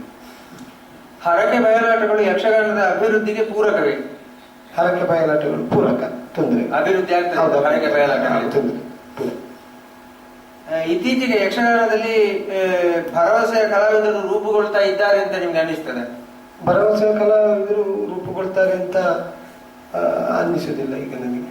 ಅದಕ್ಕೆ ಕಾರಣ ಏನು? ರೂಪುಗೊಳ್ಳದೇ ಇರ್ಲಿಕ್ಕೆ ಒಂದನೇ ಅಧ್ಯಯನ ಮಾಡೋದು ಕಮ್ಮಿ ಆಯ್ತು. ಯಕ್ಷಗಾನದಲ್ಲಿ ಶ್ರದ್ಧೆ ಕಡಿಮೆ ಆಗಿದೆ. ಹಾಗೆ ಕಾಲಮಿತಿ ಯಕ್ಷಗಾನದ ಬಗ್ಗೆ ತಮ್ಮ ಖಚಿತ ಅಭಿಪ್ರಾಯ ಏನು? ಕಾಲಮಿತಿ ಯಕ್ಷಗಾನ ಈಗಿನ ಪರಿಸರಕ್ಕೆ ಹೊಂದಿಕೊಂಡು ಮಾಡ್ತಾರೆ, ಅದು ಒಳ್ಳೆಯದು, ತೊಂದರೆ ಇಲ್ಲ, ಬೇಡ ಅಂತ ಹೇಳಿಲ್ಲ. ಯಕ್ಷಗಾನದ ಬೆಳವಣಿಗೆಯನ್ನು ಯಾವ ಮಾನದಂಡದಿಂದ ಅಳೆಯಬಹುದು? ಯಕ್ಷಗಾನ ಬೆಳವಣಿಗೆಯನ್ನು ನಾವು ಕಾರ್ಯಕ್ರಮವನ್ನು ರೂಪಿಸುವುದರ ಮೂಲಕವಾಗಿ ಅಳೆಯಬಹುದು. ಇನ್ನು ಮುಂದಕ್ಕೆ ಯಕ್ಷಗಾನ ಯಾವ ರೀತಿ ಬೆಳೆಯಬೇಕು ಅಂತ ನಿಮ್ಮ ಒಂದು ಅಭಿಪ್ರಾಯ? ನನ್ನ ಅಭಿಪ್ರಾಯ ಮೂಲಕ ಯಕ್ಷಗಾನವನ್ನು ಹೊಸತನವನ್ನು ಬಿಟ್ಟು, ಈಗಿನ ತಾಳಗಳು, ಈಗಿನ ಯಕ್ಷಗಾನದ ದೃಶ್ಯಗಳು, ಈ ಹೊಸತನವನ್ನು ಬಿಟ್ಟು ಯಕ್ಷಗಾನ ಪುರಾಣವಾಗಿ ಚಂದವಾಗಿ ರೂಪುಗೊಂಡ್ರೆ ಒಳ್ಳೆಯದು. ಯಕ್ಷಗಾನವನ್ನು ಉಳಿಸಿ ಬೆಳೆಸಬೇಕಾದ ಹೊಣೆ ಯಾರ್ದು? ಕಲಾವಿದರದ್ದ, ಸಂಘಟಕರದ್ದ, ಆಟದ ಯಜಮಾನರುಗಳದ್ದ, ಅಥವಾ ಪ್ರೇಕ್ಷಕರದ್ದ? ಯಕ್ಷಗಾನವನ್ನು ಉಳಿಸಿ ಬೆಳೆಸುವುದು ಅನ್ನುತ್ತಾರೆ, ಆದರೆ ಯಕ್ಷಗಾನ ಕಲೆ ಯಾವತ್ತೂ ಕೂಡ ಅಳಿಯುವುದಿಲ್ಲ. ಒಂದು ತುಂಬ ಜನ ಹೇಳ್ತಾರೆ ಯಕ್ಷಗಾನ ಕಲೆ ಅಳೀತದೆ, ಅದು ತಪ್ಪು. ಈಗ ಕಲೆಗೆ ಯಾವಾಗಲೂ ಕೂಡ ನಾಶ ಇಲ್ಲ. ಹಾಗಿಂತ ಯಕ್ಷಗಾನವನ್ನು ಉಳಿಸಿ ಬೆಳೆಸುವಂಥದ್ದು ಈಗ ಮೇಳದ ಯಜಮಾನರುಗಳಿಗೂ ಉಂಟು, ಅದರಲ್ಲಿ ಭಾಗಿಯಾಗಬೇಕು. ಯಾಕಂತ ಹೇಳಿದ್ರೆ, ನಾನು ಹೇಳೋದು, ನಾವು ಇಲ್ಲೊಂದು ಯಕ್ಷಗಾನ ಕೇಂದ್ರ ಮಾಡಿದ್ದೇನೆ, ಇಲ್ಲಿ ಮಕ್ಕಳನ್ನು ನಾನು ತಯಾರು ಮಾಡಿ ಮೇಳಗಳಿಗೆ ಕೊಡ್ತೇನೆ. ಕೆಲವು ಮೇಳಗಳಿಗೆಲ್ಲ ಪಾದಾರ್ಪಣೆ ಮಾಡ್ತಾರೆ, ಒಬ್ಬ ಯಜಮಾನ ಕೂಡ ಇಲ್ಲಿಗೆ ಬಂದದ್ದಿಲ್ಲ. ಯಕ್ಷಗಾನವನ್ನು ತೆಕ್ಕುತಿಟ್ಟಿನಲ್ಲಿ ಒಂದು ಕೇಂದ್ರ ಉಂಟು, ಇದಕ್ಕೊಂದು ಆರ್ಥಿಕ ಸಹಾಯ ಕೊಡುವಂತ ಇಷ್ಟರವರೆಗೆ ಬಂದವರಿಲ್ಲ. ನಾನು ದಾನಿಗಳ ಮೂಲಕವಾಗಿ ಇದನ್ನು ಈಗ ನಡೆಸ್ತಾ ಇದ್ದೇನೆ, ಮಕ್ಕಳನ್ನು ಸಿದ್ಧಪಡಿಸಿಕೊಟ್ಟು. ಹಾಗಾದ್ರೆ ರಾಮ್ ಭಟ್ರು ಯಾವ ರೀತಿ ಮಾಡಿದ್ರು, ಅವರ ಕೇಂದ್ರವನ್ನು ಪರಿಶೀಲನೆ ಮಾಡುವ ಎನ್ನುವ ಒಂದು ಧ್ಯಾಯಮಾನ ಈ ಯಜಮಾನರುಗಳಲ್ಲಿ ಯಾರಿಗೆ ಬರಲಿಲ್ಲ. ಆದರೆ ನಾನು ಅದನ್ನು ಅವರ ಹತ್ರ ಹೇಳುವುದಿಲ್ಲ ಇಷ್ಟರವರೆಗೆ, ಅವ್ರಿಗೆ ಗೊತ್ತಾಗಬೇಕು. ಒಂದು ಮೇಳದ ಯಜಮಾನರುಗಳಲ್ಲಿ ಯಕ್ಷಗಾನವನ್ನು ಉಳಿಸುವ, ಕಲಾವಿದರನ್ನು ಬೆಳೆಸುವ ಒಂದು ಹವ್ಯಾಸ ಬೇಕು ಅಂತ ನಾನು ಹೇಳುವುದು. ನೀವು ಈ ಯಕ್ಷಗಾನ ಕೇಂದ್ರ ಈಗ ಮಾಡಿದ್ದೀರಿ, ಇದು ಎಷ್ಟು ವರ್ಷ ಆಯ್ತು? ಇದು ಯಾವ ರೀತಿಯಾಗಿ ನೀವು ಮಾಡ್ಲಿಕ್ಕೆ ಪ್ರೇರಣೆ ಆಗ ನೀವು ಹೇಳಿದ್ರಿ? ಯಾವ ರೀತಿ ಬೆಳವಣಿಗೆ ಆಗಿ ಈಗ ಇಷ್ಟರ ಮಟ್ಟಿಗೆ ಬಂತಿದ್ದು ಇದರ ಬಗ್ಗೆ ಸ್ವಲ್ಪ ಈ ಯಕ್ಷಗಾನವನ್ನು ಮಾಡುವಂತಹ ಉದ್ದೇಶ ಇದ್ದದ್ದು ಏನಂತ ಹೇಳಿದ್ರೆ, ನಾನು ಯಕ್ಷಗಾನಕ್ಕೆ ಬರುವುದರಿಂದ ಮುಂಚೆ ತುಂಬಾ ಕಡೆಯಲ್ಲಿ ನನಗೆ ಯಕ್ಷಗಾನ ಕಲಿಬೇಕೆನ್ನೋ ಆಸೆ ಇತ್ತು. ಆದರೆ ಯಕ್ಷಗಾನ ಕಲಿಯುವುದಕ್ಕಾಗಿ ಅಲ್ಲಿಯೂ ಆಗ ಕೇಂದ್ರ ಧರ್ಮಸ್ಥಳ ಮಾತ್ರ, ಅಲ್ಲಿ ಒಂದು ನಿರ್ದಿಷ್ಟವಾದಂತಹ ಒಂದು ಕ್ರಮ ಇತ್ತು. ಏನಂತಂದ್ರೆ ಆ 7ನೇ ಕ್ಲಾಸ್ ಪಾಸ್ ಆದವರು ಮಾತ್ರ ಯಕ್ಷಗಾನಕ್ಕೆ ಪಾದಾರ್ಪಣೆ, ತಪ್ಪಿದ್ರೆ SLC, ಅದ್ರ ನಂತರ ಇಲ್ಲ, ಅದರಿಂದ ಕೆಳಗೂ ಇಲ್ಲ. ಹಾಗೆ ನಾವು ನಮ್ಮ ಗುರುಗಳೊಟ್ಟಿಗೆ ಹೋಗಿದ್ದೇನೆ. ಆ ಸಮಯದಲ್ಲಿ ಅವರು ಕಾಮಂತ್ರ ಹೇಳಿದ್ರು, ಇದು ಸಣ್ಣ ಆಯಿತು ವರ್ಷ, ಆಗ ನನಗೆ 6ನೇ ಕ್ಲಾಸ್ 7ನೇ ಕ್ಲಾಸ್ ಪಾಸ್ ಆಗಿ ಬರಲಿ, ಹಾಗೆ ನಾನು 7ನೇ ಕ್ಲಾಸ್ ಪಾಸ್ ಆಗಿ ಬಂದಿದ್ದೇನೆ. ಆದರೆ ನಾನು ಆರ್ಥಿಕವಾಗಿ ತುಂಬ ಬಡವನಾಗಿದ್ದೆ. ಹಾಗಾದರೆ ಆ ಸಮಯದಲ್ಲಿ ನಮ್ಮ ಗುರುಗಳು ನಮಗೆ ಆಶ್ರಯ ಕೊಟ್ಟಿದ್ದಾರೆ ತುಂಬ. ಹಾಗಾದರೆ ಅವರೇ ನಮ್ಮನ್ನು ಕರೆದುಕೊಂಡು ಹೋಗಿ ಕೇಂದ್ರಕ್ಕೆ ಸೇರಿಸಿ ಆಮೇಲೆ ಕರ್ನಾಟಕ ಮೇಳಕ್ಕೆ ನಮ್ಮನ್ನಿಬ್ಬರನ್ನು ಪಾದಾರ್ಪಣೆ ಮಾಡಿದವರು ಅವರು. ಆದರೆ ನಾನು ಇದನ್ನು ಮಾಡಿದ ಉದ್ದೇಶ ಏನು ಅಂತ ಹೇಳಿದ್ರೆ, ನಮ್ಮಲ್ಲಿ ನಾನು ತುಂಬ ಕಡೆ ಕ್ಲಾಸ್ ಕೊಡ್ತೇನೆ. ಹಾಗಾದ್ರೆ ಆ ತರಬೇತಿ ಕೊಡುವಲ್ಲಿ ಕೆಲವು ಬಹಳಷ್ಟು ಆರ್ಥಿಕವಾಗಿ ಬಡತನ ರೇಖೆಗಿಂತ ಕೆಳಗೆ ಇರುವವರಿದ್ದಾರೆ. ಅವರು ನನಗೆ ಸಂಭಾವನೆ ಕೊಡ್ಲಿಕ್ಕಿಲ್ಲ ಅವರಲ್ಲಿ. ಹಾಗೆ ನಾನು ಅವ್ರ ಹತ್ರ ಹೇಳುದು, ನೀನು ಕೊಡಬೇಡ ಸಂಭಾವನೆ ಎಂತ. ಆ ಕಷ್ಟವನ್ನು ನೋಡಿ, ನನ್ನ ಕಷ್ಟವನ್ನು ನೋಡಿ ಇಲ್ಲಿ ನಾನು ಉಚಿತ ಶಿಕ್ಷಣ ಯಕ್ಷಗಾನದ ನಾಟ್ಯ ತರಬೇತಿ ಕೇಂದ್ರವನ್ನು ಸ್ಥಾಪನೆ ಮಾಡಿದ ಉದ್ದೇಶ. ಯಾವಾಗ ಇದನ್ನು ಸ್ಥಾಪನೆ ಮಾಡಿದೆ? ಎಷ್ಟು ವರ್ಷ? ಇದನ್ನು ಸ್ಥಾಪನೆ 2000 ಇಸವಿಗೆ ನಾನು ಈ ಪ್ರತಿಷ್ಠಾನವನ್ನು ಸ್ಥಾಪನೆ ಮಾಡಿದ್ದೇವೆ ಕೇಂದ್ರವನ್ನು. ಆಮೇಲೆ ಶಿಲಾನ್ಯಾಸ ಆಗಿದೆ.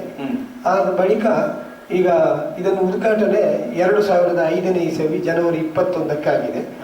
ನಮ್ಮ ಶ್ರೀಯುತ ಶ್ರೀ ಶ್ರೀ ಕೇಶವಾನಂದ ಭಾರತ ಸ್ವಾಮೀಜಿಗಳವರು ಉದ್ಘಾಟನೆ ಮಾಡಲ್ಪಟ್ಟಂತಹ ನಮ್ಮ ಯಕ್ಷಗಾನ ಕೇಂದ್ರ. ಆಮೇಲೆ ಇದು ಬಹಳಷ್ಟು ಅಭಿವೃದ್ಧಿಯ ಪಥದಲ್ಲಿ ಮುಂದುವರಿತಾ ಬಂದು, ಯಾಕಂದ್ರೆ ಈಗ ನಮ್ಗೆ ಈ ಯಕ್ಷಗಾನ ಕೇಂದ್ರ ಪ್ರಾರಂಭ ಮಾಡುವಾಗ ಬೆಳಕಿನ ವ್ಯವಸ್ಥೆ ಇರಲಿಲ್ಲ, ಆಮೇಲೆ ಸ್ನಾನದ ವ್ಯವಸ್ಥೆ ಇಲ್ಲ, ನೀರಿನ ವ್ಯವಸ್ಥೆ ಇಲ್ಲ, ಈ 3 ಇರಲಿಲ್ಲ. ಇದನ್ನು ಸ್ಥಾಪನೆ ಮಾಡಿದ ಮೇಲೆ ಕಲಾಸಕ್ತರಿಗೆಲ್ಲ ಬಹಳಷ್ಟು ಒಂದು ಒಳ್ಳೆ ಅಭಿಪ್ರಾಯ ಬಂದಿದೆ. ಆ ಮೂಲಕವಾಗಿ ಈಗ ಒಂದು ವ್ಯವಸ್ಥಿತವಾದ ಒಂದು ಕೇಂದ್ರ ಆಗಿದೆ, ಎಲ್ಲರಿಗೂ ಉಳ್ಕೊಳ್ಳಿಕ್ಕೆ ಆಗ್ತದೆ. ಆಮೇಲೆ ಇನ್ನೊಂದು, ವರ್ಷ ಪ್ರತಿ ನಾವು ಪ್ರಸಿದ್ಧ ಕಲಾವಿದರಿಗೆ ನಮ್ಮ ಗುರುಗಳ ಹೆಸರಿನಲ್ಲಿ ಪಟ್ಟಚಂದ್ರ ಪ್ರಶಸ್ತಿ ಕೊಡ್ತೇವೆ, ಒಂದು ನಿಧಿಯೊಂದಿಗೆ. ಆಮೇಲೆ ಅರ್ಕಸ್ಥಳ ನಾರಾಯಣ ಶೆಟ್ರು ಅಂತ ಒಂದು ದೊಡ್ಡ ಕಲಾವಿದರಿದ್ರು, ಅವರ ಪ್ರಶಸ್ತಿಯನ್ನು ನಾವು ಕೊಡ್ತೇವೆ. ಆಮೇಲೆ ಮಕ್ಕಳ ಯಕ್ಷಗಾನವನ್ನು ರಂಗ ಪ್ರವೇಶ ಮಾಡಿ ಸಾಮಾನ್ಯ ಇಲ್ಲಿ ವಿದ್ಯಾರ್ಥಿಗಳೊಂದು 70 ಮಂದಿ ವಿದ್ಯಾರ್ಥಿಗಳಿಗೆ ನಮ್ಮ ಕೈಗೆ. ಆಮೇಲೆ ಇದರಲ್ಲಿ ಕೆಲವರು SLC ಆದ ಕೂಡಲೇ ಮೇಳಕ್ಕೆ ಹೋಗ್ತಾರೆ. ಇಲ್ಲಿ ಯಕ್ಷಗಾನವನ್ನು ಕಲಿತು ಎಲ್ಲರಿಗೂ ನಾನು ಉಚಿತವಾದ ಯಕ್ಷಗಾನ ನಾಟ್ಯವನ್ನು ಹೇಳಿಕೊಡ್ತೇನೆ, ಊಟದ ವ್ಯವಸ್ಥೆ ಕೊಡ್ತೇನೆ. ಹಾಗೆಂತ ಅವರಲ್ಲಿ ನೀನು ನಮ್ಮ ಸಂಸ್ಥೆಗೆ ನೀನು ಮೇಳಕ್ಕೆ ಹೋಗಿ ನನಗೆ ದೇಣಿಗೆಯನ್ನು ಕೊಡು ಅಂತ ನಾನು ಇಷ್ಟರವರೆಗೆ ಕೇಳಿದ್ದಿಲ್ಲ. ಇಲ್ಲ, ಒಬ್ಬರಲ್ಲಿಯೂ ನಾನು ಕೇಳಿದ್ದಿಲ್ಲ. ತುಂಬ ಮಂದಿ ಈಗ ನಮ್ಮ ಶಿಷ್ಯರು ಮೇಳದಲ್ಲಿ ಪಾದಾರ್ಪಣೆ ಮಾಡಿದ್ದಾರೆ. ಹೆಸರು ಉಲ್ಲೇಖ ಮಾಡಲಿಕ್ಕೆ ನನಗೆ ಇದ್ದಾರೆ. 3ನೇ ಮೇಳದಲ್ಲಿದ್ದಾರೆ, 6ನೇ ಮೇಳದಲ್ಲಿದ್ದಾರೆ, 5ನೇ ಮೇಳದಲ್ಲಿದ್ದಾರೆ, ಧರ್ಮಸ್ಥಳ ಮೇಳದಲ್ಲಿದ್ದಾರೆ, ಹೊಸನಗರ ಮೇಳದಲ್ಲಿದ್ದಾರೆ, ಇದರಲ್ಲಿದ್ದಾರೆ, ಎಲ್ಲ ಮೇಳಗಳಲ್ಲಿದ್ದಾರೆ ನಮ್ಮ ಶಿಷ್ಯರು. ಹಾಗಾದ್ರಿಂದ ನಾನು ಇದನ್ನು ಸ್ಥಾಪನೆ ಮಾಡಲಿಕ್ಕೆ ಕಾರಣ, ನಮ್ಮ ಗುರುಗಳು ನಮಗೆ ಅನ್ನಕ್ಕೆ ದಾರಿ ಮಾಡಿಕೊಟ್ಟ ಗುರು ಎನ್ನುವ ಹೆಸರಿನಲ್ಲಿ ಮಾಡಿದ್ದೇನೆ. ಇನ್ನೊಂದು, ಪಾಪದವರಿಗೆ ಉಚಿತವಾದ ಶಿಕ್ಷಣ ಯಕ್ಷಗಾನ. ಯಾಕಂತ ಹೇಳಿದ್ರೆ ಶ್ರೀಮಂತರಿಗೆ ಕಲೀಲಿಕ್ಕೆ ಆಗ್ತದೆ ಬೇಕಾದಷ್ಟಿದೆ ಒಂದು, ಆದರೆ ಈ ಯಕ್ಷಗಾನಕ್ಕೆ ತುಂಬಾ ಶ್ರೀಮಂತರು ಬರುವುದು ಕಮ್ಮಿ, ಮಧ್ಯಮ ವರ್ಗದವರು ಮಾತ್ರ ಹೌದು ಬರ್ತಾರೆ. ಹಾಗಾಗಿ ನಾನು ಇದನ್ನು ಮಾಡ್ಲಿಕ್ಕೆ ಇದಕ್ಕೆ ಮತ್ತೆ ನಿಮ್ಗೆ ಸಂಪನ್ಮೂಲದ ಒಂದು ಸಂಪನ್ಮೂಲದ ಅಂತ ಹೇಳಿದ್ರೆ ಕೇರಳ ಸರ್ಕಾರ ಇದು ಅಂಗೀಕಾರ ಆಗಿದೆ. ಕರ್ನಾಟಕ ಸರ್ಕಾರದ ಅಂಗೀಕಾರ ಇಲ್ಲ, ಆಗಲಿಲ್ಲ. ನಾವು ಕೊಟ್ಟಿದ್ದೇವೆ, ಸಂಸ್ಕೃತಿ ಇಲಾಖೆಯಿಂದ ಕೊಟ್ಟಾಗ ಅವರು ನನಗೆ ಒಂದು ಲೆಟರ್ ಬರೆದಿದ್ದಾರೆ, ಇದು ನಾವು ಗಡಿನಾಡಿಗೆ ಯಾವುದೇ ಸೌಲಭ್ಯಗಳನ್ನು ಕೊಡುವುದಿಲ್ಲ ಅಂತ. ಓಹೋ, ಅಂದ್ರೆ ಇದು ಗಡಿನಾಡಲ್ಲಿ ನೀವು ಮಾಡಿರುವುದರಿಂದ ಗಡಿನಾಡಿಗೆ ಸೌಲಭ್ಯ ಕೊಡುವುದಿಲ್ಲ. ಆದ್ರೆ ಕೇರಳ ಸರ್ಕಾರಕ್ಕೆ ಗಡಿನಾಡು ಅಂತ ಇಲ್ಲ, ಅವರು ಕೊಟ್ಟಿದ್ದಾರೆ. ಯಾಕಂತ ಹೇಳಿದ್ರೆ ಕನ್ನಡದ ಒಂದು ನೆಲೆಯಾಗಿ ಕೇರಳದವರು ಕೊಟ್ಟದ್ದು ವಿಶೇಷ. ಅವರಿಗೆ ನಮಗೆ ವರ್ಷದಲ್ಲಿ 25,000 ಇಲ್ಲಿ ಗ್ರಾಂಟ್ ಕೊಡ್ತಾ ಇದ್ದಾರೆ ನಮ್ಮ ಸಂಸ್ಥೆಗೆ. ಅದು ನಮ್ಮ ಶಾಸಕರಲ್ಲಿ. ಅದೇ ಕರ್ನಾಟಕ ರಾಜ್ಯ ಸರ್ಕಾರದಿಂದ ನಮ್ಮ ಈಗ ಯಕ್ಷಗಾನ ಜಾನಪದ ಅಕಾಡೆಮಿ ಸಂಸ್ಥೆ ಇದ್ದೂ ಕೂಡ ಈ ಸಂಸ್ಥೆಗೆ ಅಂಗೀಕಾರವೂ ಸಿಗ್ಲಿಲ್ಲ, ಮತ್ತೆ ಏನೂ ಸಿಗ್ಲಿಲ್ಲ ಅನ್ನುವಂಥದ್ದು. ಇದು ಕನ್ನಡಿಗರಿಗೂ ನಾಚಿಕೆಗೇಡು, ಮತ್ತೆ ಯಕ್ಷಗಾನ ಪ್ರಾಧಿಕಾರ ಎಲ್ಲ ಇದ್ದು ಏನು ಪ್ರಯೋಜನ ಅಂತ ಗಟ್ಟಿಯಾಗಿ ಕೇಳ್ಬೋದು ಈಗ ಅಲ್ವಾ. ಯಕ್ಷಗಾನ ಅಕಾಡೆಮಿ ಆದಾಗ ಕೇಳಿದೆ, ಆಗ ಅವರು ಕುಂಬಳೆ ಸುಂದರ ಹೇಳಿದ್ರು, ನಮ್ಮಲ್ಲಿ ಯಾವುದೇ ಗ್ರಾಂಟ್ಗಳಿಲ್ಲ ಸಬಳ ಕೊಡಿಯವರೇ, ಆದರೆ ನೀವು ಒಂದು ಮಾಡಿ ಹಿಮ್ಮೇಳ ಪರಿಕರಕ್ಕೆ ನಮ್ಮದ್ದೇ ಒಂದು ಕೊಡ್ತೇವೆ ಅಂತ. ಆ ಹಿಮ್ಮೇಳ ಪರಿಕರಕ್ಕೆ ನಾಲ್ಕಡೆ ಅಮ್ಮಿಂದ ಬಂದಿದೆ, 10,000 ರೂಪಾಯಿ ಕೊಟ್ಟಿದ್ದಾರೆ. ಹೌದು, ಒಮ್ಮೆ ಮಾತ್ರ. ಅದು ಸಾಕಾಗಿಲ್ಲ. ಇಲ್ಲ, ಬೇಕುದಿಲ್ಲ. ಕೇರಳ ಸರ್ಕಾರದಿಂದ ಪ್ರತಿ ವರ್ಷ 25,000 ರೂಪಾಯಿ ದಾನಿಗೆ ಬರ್ತಾರೆ. ಆದ್ರೆ ಇನ್ನು ನಮ್ಮನ್ನು ಕೂಡ ಅಂಗೀಕಾರ ಮಾಡಿ ನಮಗೆ ಗೌರವ ಸಂಭಾವನೆ ಅಂತ ಕೊಡ್ತೇವೆ ಅಂತ ವಾಗ್ದಾನ ಕೊಟ್ಟಿದ್ದಾರೆ. ಯಾರು? ಕೇರಳ ಸರ್ಕಾರ. ಅಂದ್ರೆ ನಿಮ್ಗೆ ವೈಯಕ್ತಿಕವಾಗಿ 55 ವರ್ಷ ಕಳೆದಾಗ ನನಗೆ ಸಿಗ್ತದೆ. ನಾನು ಇದನ್ನು ಮಾಡಿದ್ದೇನಲ್ಲ, ಅದಕ್ಕೆ ಬೇಕಾಗಿ ಗೌರವ ಸಂಭಾವನೆ ಅಂತ ನಿಮ್ಗೆ ನಿವೃತ್ತಿ ಪರಾಯದಲ್ಲಿ ಕೊಡ್ತೇವೆ ಅಂತ ಹೇಳಿದ್ದಾರೆ. ಈಗ ಒಟ್ಟು ಇಷ್ಟು ವರ್ಷಗಳಲ್ಲಿ ನೀವು ಎಷ್ಟು ಶಿಷ್ಯರನ್ನು ತಯಾರು ಮಾಡಿದ್ದೀರಿ? ಸಾಮಾನ್ಯ ಒಂದು 2,000 ಮೇಲೆ. ಪ್ರಸಿದ್ಧರಾದಂತಹ ಕೆಲವು ಶಿಷ್ಯರುಗಳ ಹೆಸರುಗಳನ್ನು ಹೇಳ್ಬೋದಾ? ಹೇಳ್ತೇನೆ. ಶಶಿಧರ ಕುಲಾಲ್ ಕನ್ಯಾಲ, ಪಡೆಯಲ ರವಿರಾಜ, ಆಮೇಲೆ ಕಟೀಲು ಮೇಳದಲ್ಲಿ ಮೋಹನ ದೇಲಪ್ಪಾಡಿ ಅಂತ, ಆಮೇಲೆ ಮಂಜುನಾಥ್ ರೈ ಅಂತ ಇದ್ದಾರೆ. ಹೇಳ್ತೇನೆ ಸಂಜೀವ ಅಂತ ಶ್ರೀರಂಕಲ್ಲು ಬಣ್ಣದ ವೇಷದಲ್ಲಿ ಇದ್ದಾರೆ. ಆಮೇಲೆ ಸುಖೇಶ್ ಅಂತ ಈಗ ಇತ್ತೀಚೆಗೆ ಪುಂಡು ವೇಷ ಮಾಡ್ತಾ ಇದ್ದಾನೆ, ಹೆಸರಿಗೆ ಬರ್ತಾ ಇದ್ದಾನೆ. ಆಮೇಲೆ ಶಿವಾನಂದ ಅಂತ ಬಜಕೋಡು, ಎಲ್ಲರೂ ಒಂದು ಒಳ್ಳೆ ಇದರಲ್ಲಿ ಇದ್ದಾರೆ. ಈಗ ನಿಮ್ಗೆ ಗುರುವಾಗಿ ಈ ಒಂದು ಕೇಂದ್ರವನ್ನು ನಡೆಸ್ತಾ ಇದ್ದೀರಲ್ಲ, ನಿಮ್ಗೆ ಹೇಗೆ ಸಮಾಧಾನ ಸಂತೃಪ್ತಿ ಇದೆ ನನಗೆ. ಈಗ ನನಗೆ ಅಂದ್ರೆ ಇದನ್ನು ಪ್ರಾರಂಭಿಸುವಾಗ ನನಗೆ ಸ್ವಲ್ಪ ನಮ್ಮಲ್ಲಿ ತುಂಬಾ ಆತ್ಮೀಯರೆಲ್ಲ ಹೇಳಿದ್ದಾರೆ, ನೀವು ಯಾಕೆ ಬೇಕಿತ್ತು ರಾಮ್ ಭಟ್ರೆ, ಇದು ಅಗತ್ಯ ಇರಲಿಲ್ಲ, ಸುಮ್ಮನೆ ಇಲ್ಲದೆ ಇದು ನೀವು ಹಣ ಕಳೆಯುವ ಯೋಜನೆ, ನಿಮ್ಗೆ ಏನಿಲ್ಲ ಅಂತ. ಆದ್ರೆ ಇದಕ್ಕೆ ನಮ್ಮ ಈಗ ಪ್ರಕೃತ ನಾನು ಧೈರ್ಯ ತುಂಬಿದ್ದೇನೆ. ಯಾಕಂತ ಹೇಳಿದ್ರೆ ಕಲಾಭಿಮಾನಿಗಳು, ಕಲಾಸಕ್ತರು, ನಮ್ಮ ಶಿಷ್ಯವರ್ಗದವರು ನಮ್ಮನ್ನು ಈ ಸಂಸ್ಥೆ ವಿಚಾರದಲ್ಲಿ ಬಿಟ್ಟಾಕ್ತಿಲ್ಲ.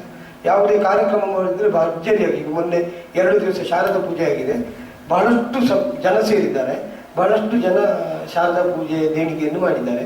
ಸಾಮಾನ್ಯ 50,000 ಖರ್ಚಾಗಿದೆ ನಮಗೆ ಮೊನ್ನೆ 2 ದಿವಸ ಶಾರದಾ ಪೂಜೆಗೆ. ಅದು ಅಲ್ಲಿ ಆಗುದು ಸತ್ಯನಾರಾಯಣ ಮಂದಿರ, ಇಲ್ಲಿ ವ್ಯವಸ್ಥೆ ಕಮ್ಮಿ ಅಲ್ಲ ಮಳೆಗಾಲಕ್ಕೆ.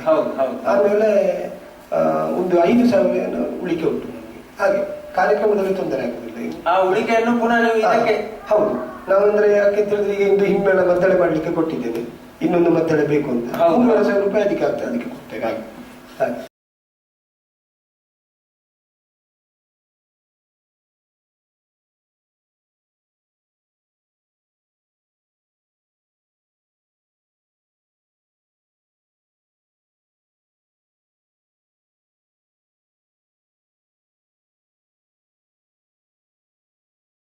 ಇದನ್ನೆಲ್ಲ ನಮಸ್ಕಾರ ಮಾಡಿ ಪ್ರಾರಂಭ ಮಾಡೋದು. ಮೊದಲಿಗೆ ತ್ವರಿತ ತ್ರಿವಿಡ ತಾಳದಲ್ಲಿ ಗಜಮುಖದವಗೆ ಗಣಪಗೆ ಎನ್ನುವ ಪದ್ಯವನ್ನು ಪ್ರಾರಂಭಿಸುವುದು. ಅದಕ್ಕೆ ಸಾ ಸಾ ಹೇಳಿ, ಸಾ ಪಾ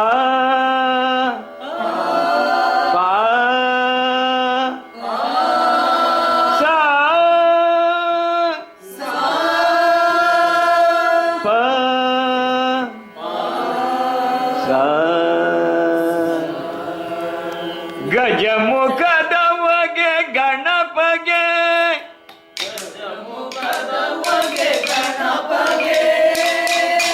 ಚಲ್ವ ತ್ರಿಜಗವಂದಿತ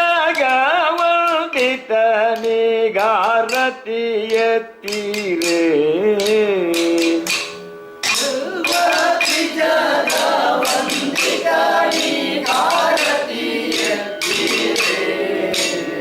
ಗಜಮುಖದವಗೆ ಗಣಪಗೆ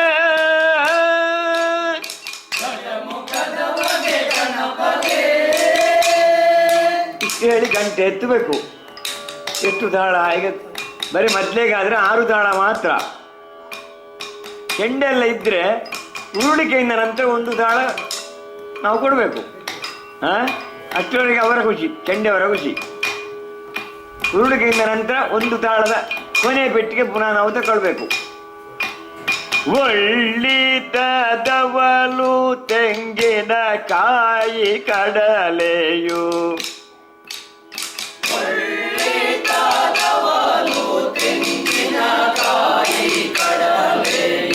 ಎಳ್ಳು ಢೋಳಿಗೆ ಕಬ್ಬು ಮೆಲುವವಗೆ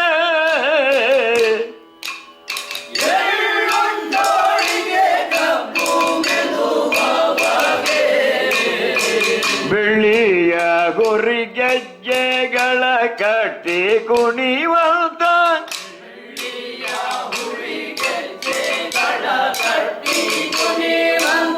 ಡೊಳ್ಳಿನ ಗಣಪಗಾರತಿ ಎತ್ತೀರೆ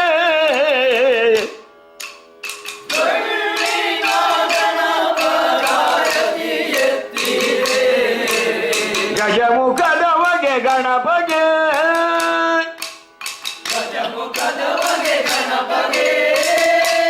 ಪುನಃ ಬಿಡಿಸಿ ಗಂಟೆ ಎತ್ತಬೇಕು. ಆಗಿನ ಹಾಗೆ ಉರುಳಿಕೆಯ ಉರುಳಿಕೆಯಿಂದ ಒಂದು ತಾಳಾಗಿ ಕೊನೆಯ ಪೆಟ್ಟಿಗೆ ಪುನಃ ಬಜ್ಜಿ ತಗೊಳ್ಬೇಕು. ದೇವತೆಗಳ ಕೈಯ ಕಪ್ಪವ ಗೊಂಬಗೆ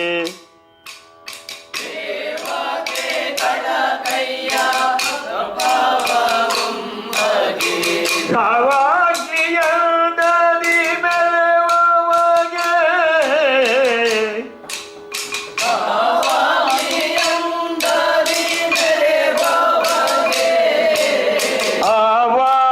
ಆವಾಗಮನದಲ್ಲಿ ನೆನೆದರಿಷ್ಟಾರ್ಥವ ಆವಾಗ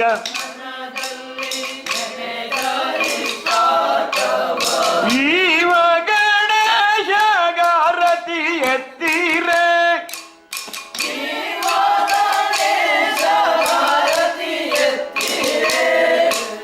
ಗಜಮುಖದ ಬಗೆ ಗಣಪಗೆ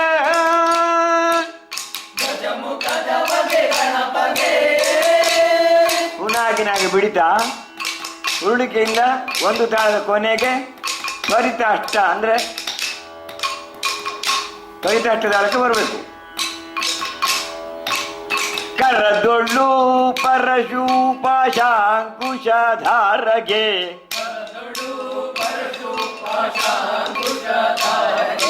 ಹರುಷದಿ ಭಕ್ತರ ಪೊರೆವಗೆ ಹರುಷದಿ ಮೃಗಭೂಷಣನ ಕುಮಾರ ಗಜ ವದನನ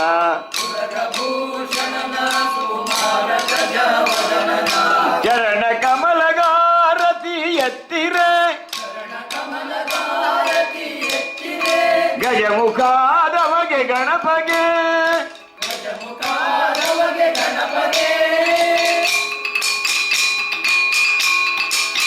ಆಮೇಲೆ ಲಾಸ್ಟಿಗೆ ಒಂದು ದೀಂಗಣ ಕೊಡ್ತಾರೆ. ಅಲ್ಲಿವರೆಗೆ ನಾವು ಗಂಟೆ ಎತ್ತಬೇಕು. 4 ತಾಳ ಮುಗಿತಾಯಕ್ಕೆ, ಆಮೇಲೆ ದೀಂಗಣಕ್ಕೆ. ಈ ರೀತಿ ಗಜಮುಖದ ಗಣಪಗೆ ಅನ್ನೋ ಪದ್ಯವನ್ನು ಹಾಡುವಂಥ ಕ್ರಮ.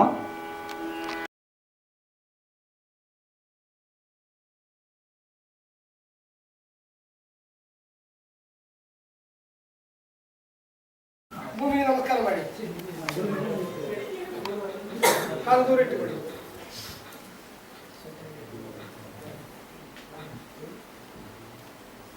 ಹೇಳಿ ಶುರು ಕೊಡಿ.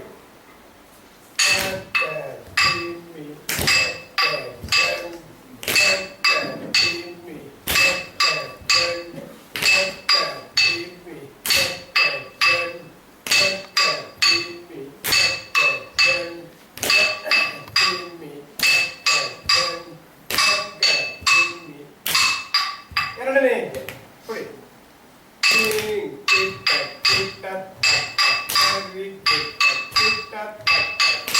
ಕಾಲು ಬಗ್ಗಿಸಿ ಕೊಡಿ. ಆಗತ್ತೆ.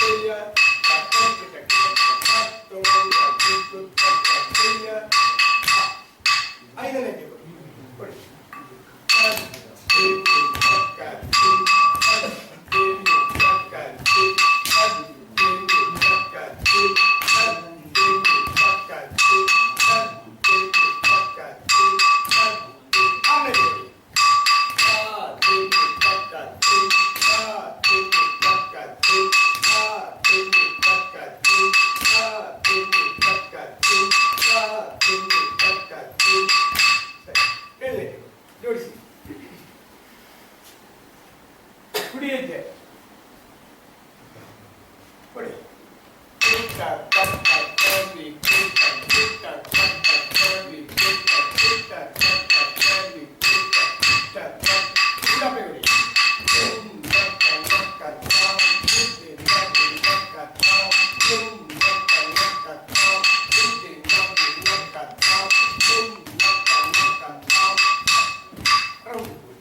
ಜಾರು ಹೋಗ್ತಾರೆ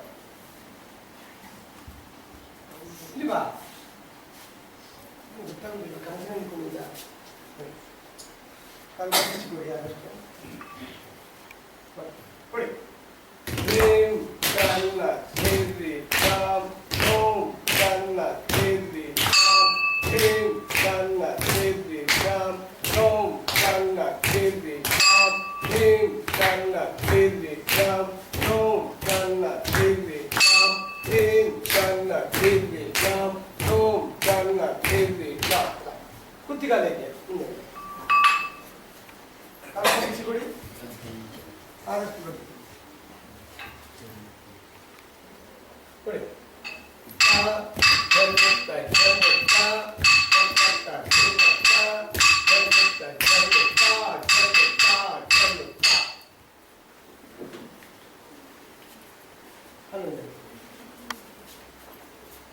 ಇದು ಬಿಟ್ಟಿಗೆಲ್ಲ ಬೇಕಲ್ಲ ನಿಮಗೆ ಬಿಟ್ಟಿಗೆ ಎಲ್ಲ ಮಾಡಿ ಎಲ್ಲ ಪಕ್ಕ ಪಕ್ಕ ಮಾಡಿ ನಡೆಗಳು ಮಾಡಿರ್ತೇನೆ ಕಂಪ್ಲೀಟ್ ಎರಡನೇ ಇರುತ್ತೆ 11ನೇ ಐತೆ ಕೊಡಿ ಆದಿ ಶಬ್ದ ನಕ್ಕ ಓಂ ಸತ್ತ ಸಂಕಿತ ಆದಿ ಶಬ್ದ ನಕ್ಕ ಓಂ ಸತ್ತ ಸಂಕಿತ ಆದಿ ಶಬ್ದ ನಕ್ಕ ಓಂ ಸತ್ತ ಸಂಕಿತ ಆದಿ ಶಬ್ದ ನಕ್ಕ ಓಂ ಸತ್ತ ಸಂಕಿತ ಆದಿ ಶಬ್ದ ನಕ್ಕ ಓಂ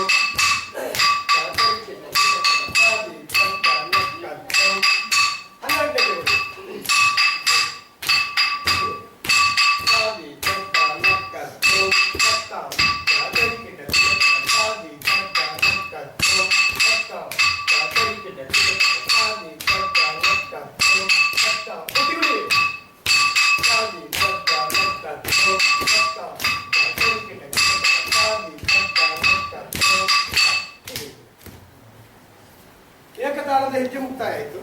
ತಿತ್ತಿತೆ ತಿತ್ತಿತೆ ಅಥವಾ ಕೋರತಾಳ ಅಂತ ಹೇಳ್ತಾರೆ. ಕೊಡಿ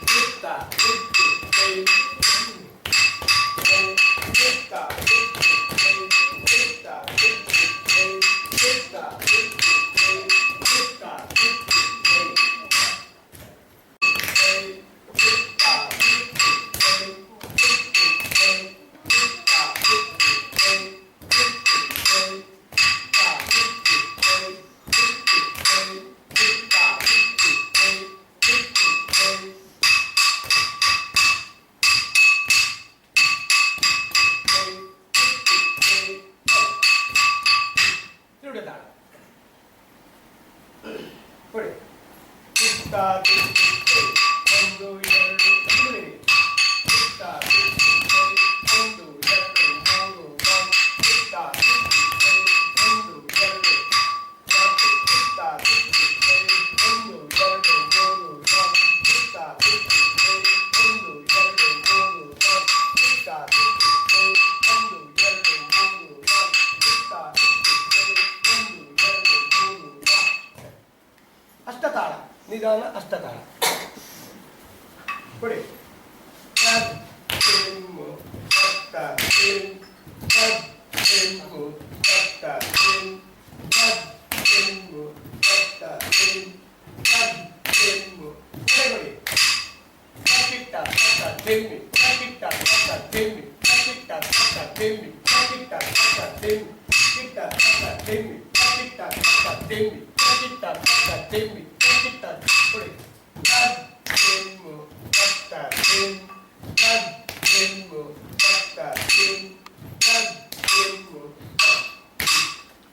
ತ್ವರಿತ ತಿರುವಿಡ ತಾಳ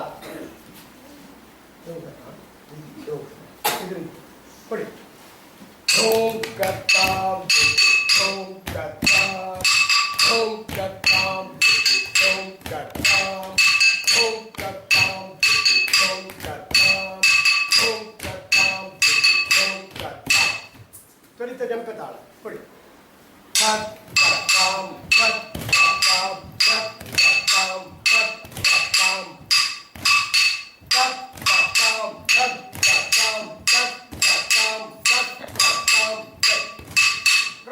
ಭೈರವ್ಯಸ್ಥ ತಾಳ ಕೊಡಿ. ಓಂ ಕರ್ಣಕತ್ತ ಜೀಂ ಕರ್ಣಕತ್ತ ಓಂ ಕರ್ಣಕತ್ತ ಜೀಂ ಕರ್ಣಕತ್ತ ಓಂ ಕರ್ಣಕತ್ತ ಗಟ್ಟಿ ಕೊಡಿ. ಓಂ ಕರ್ಣಕತ್ತ ಜೀಂ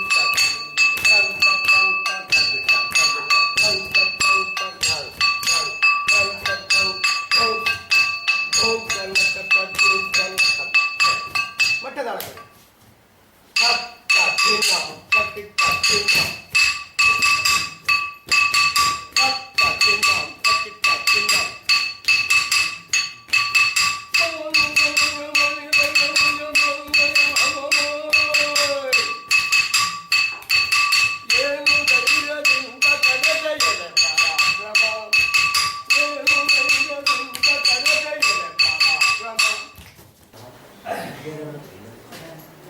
ಬಿಡ್ತಿಗೆ ಏಕತಾಳದ ಬಿಡ್ತಿಗೆಯಿಂದ ಪ್ರಾರಂಭ ಕೊಡಿ.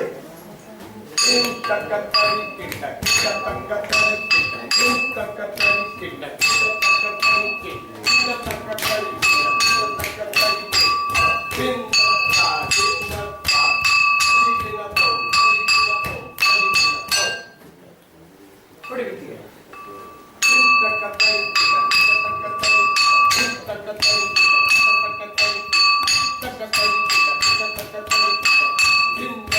ರೂಪಕ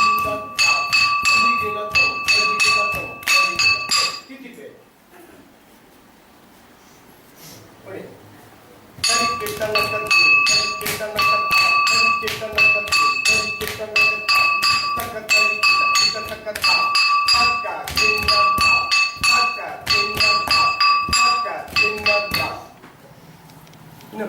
ಕೊಡಿ.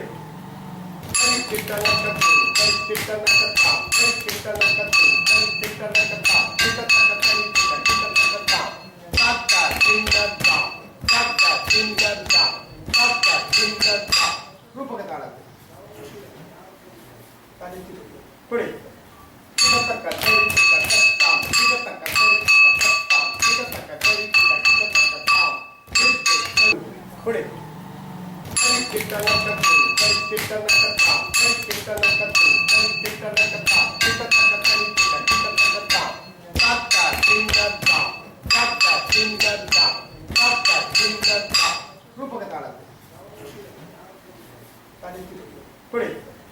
ರೂಪಕ ತಾಳ ಕೊಡಿ.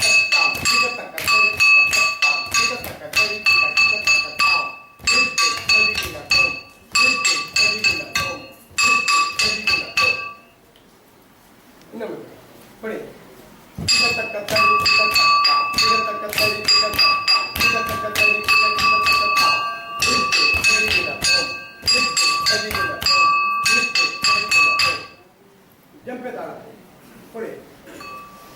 ತಕ್ಕ ತರಿ ತಕ್ಕ ತರಿ ತಕ್ಕ ತರಿ ತಕ್ಕ ತರಿ ತಕ್ಕ ತರಿ ತಕ್ಕ ತರಿ ಒಂದು ತರಿ ತಕ್ಕ ತರಿ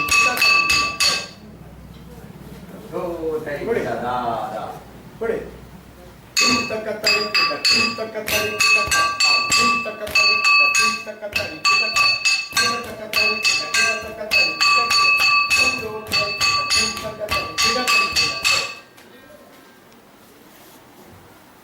ತಿರುಡ ತಾಳಕ್ಕೆ ಕೊಡಿ ಕೊಡಿ.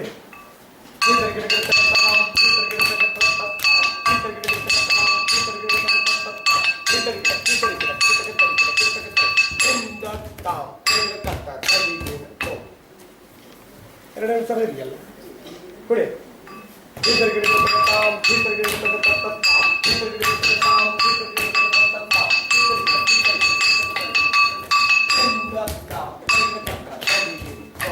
ಅಷ್ಟ ತಾಳ ಕೊಡಿ ಕೊಡಿ.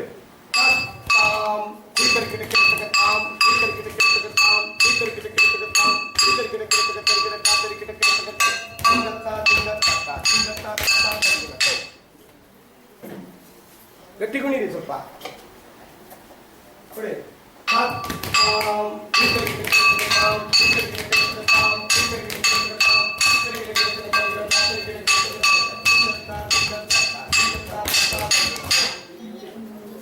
ತೊಡಿತೆ ತಿರುಡೆ ತಾಳ ಕೊಡಿ.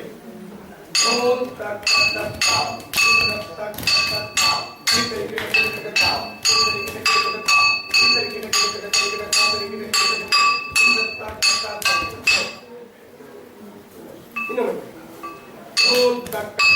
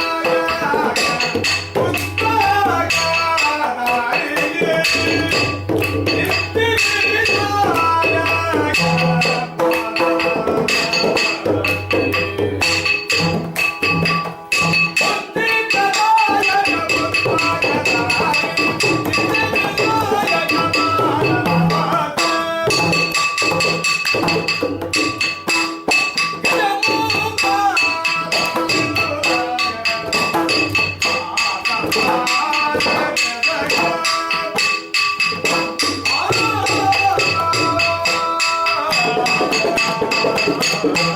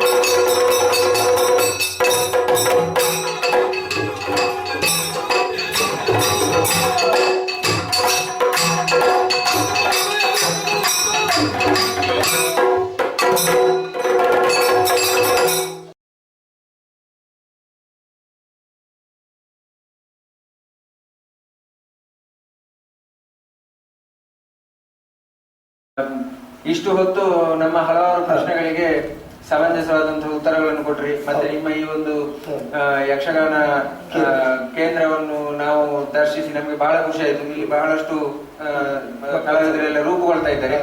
ನಿಜಕ್ಕೆ ಆದ್ರೆ ಬಹಳಷ್ಟು ಜನ ನನಗೆ ಹೇಳಿದ್ರು, ಅಂದ್ರೆ ಇಂಥ ಒಂದು ಕೇಂದ್ರ ಉಂಟು ಅಂತ. ಆಗ ನನಗೆ ಒಂದು ಮನಸ್ಸಿನಲ್ಲಿ ಒಂದು ಮೂಡಿದ್ದು, ಇದನ್ನೊಂದು ನಾವು ದಾಖಲೆಯಾಗಿ ಮಾಡಬೇಕು. ಯಾಕೆಂದ್ರೆ ಇಂಥ ಒಬ್ಬ ಏಕ ವ್ಯಕ್ತಿ ಈ ರೀತಿಯಾಗಿ ಒಂದು ಕಷ್ಟಪಟ್ಟು ಇದನ್ನೆಲ್ಲ ಸಾಧನೆ ಮಾಡುವಾಗ ಪಕ್ಕದ ಕೇರಳ ರಾಜ್ಯದವರು ಇದನ್ನು ಅಧಿಕೃತವಾಗಿ ಮನ್ನಣೆ ಕೊಡ್ತಾರೆ, ಅದಕ್ಕೆ ವರ್ಷ ಪ್ರತಿ ಇಂತಿಷ್ಟು ದೇಣಿಗೆಗಳನ್ನು ಕೊಡ್ತಾರೆ.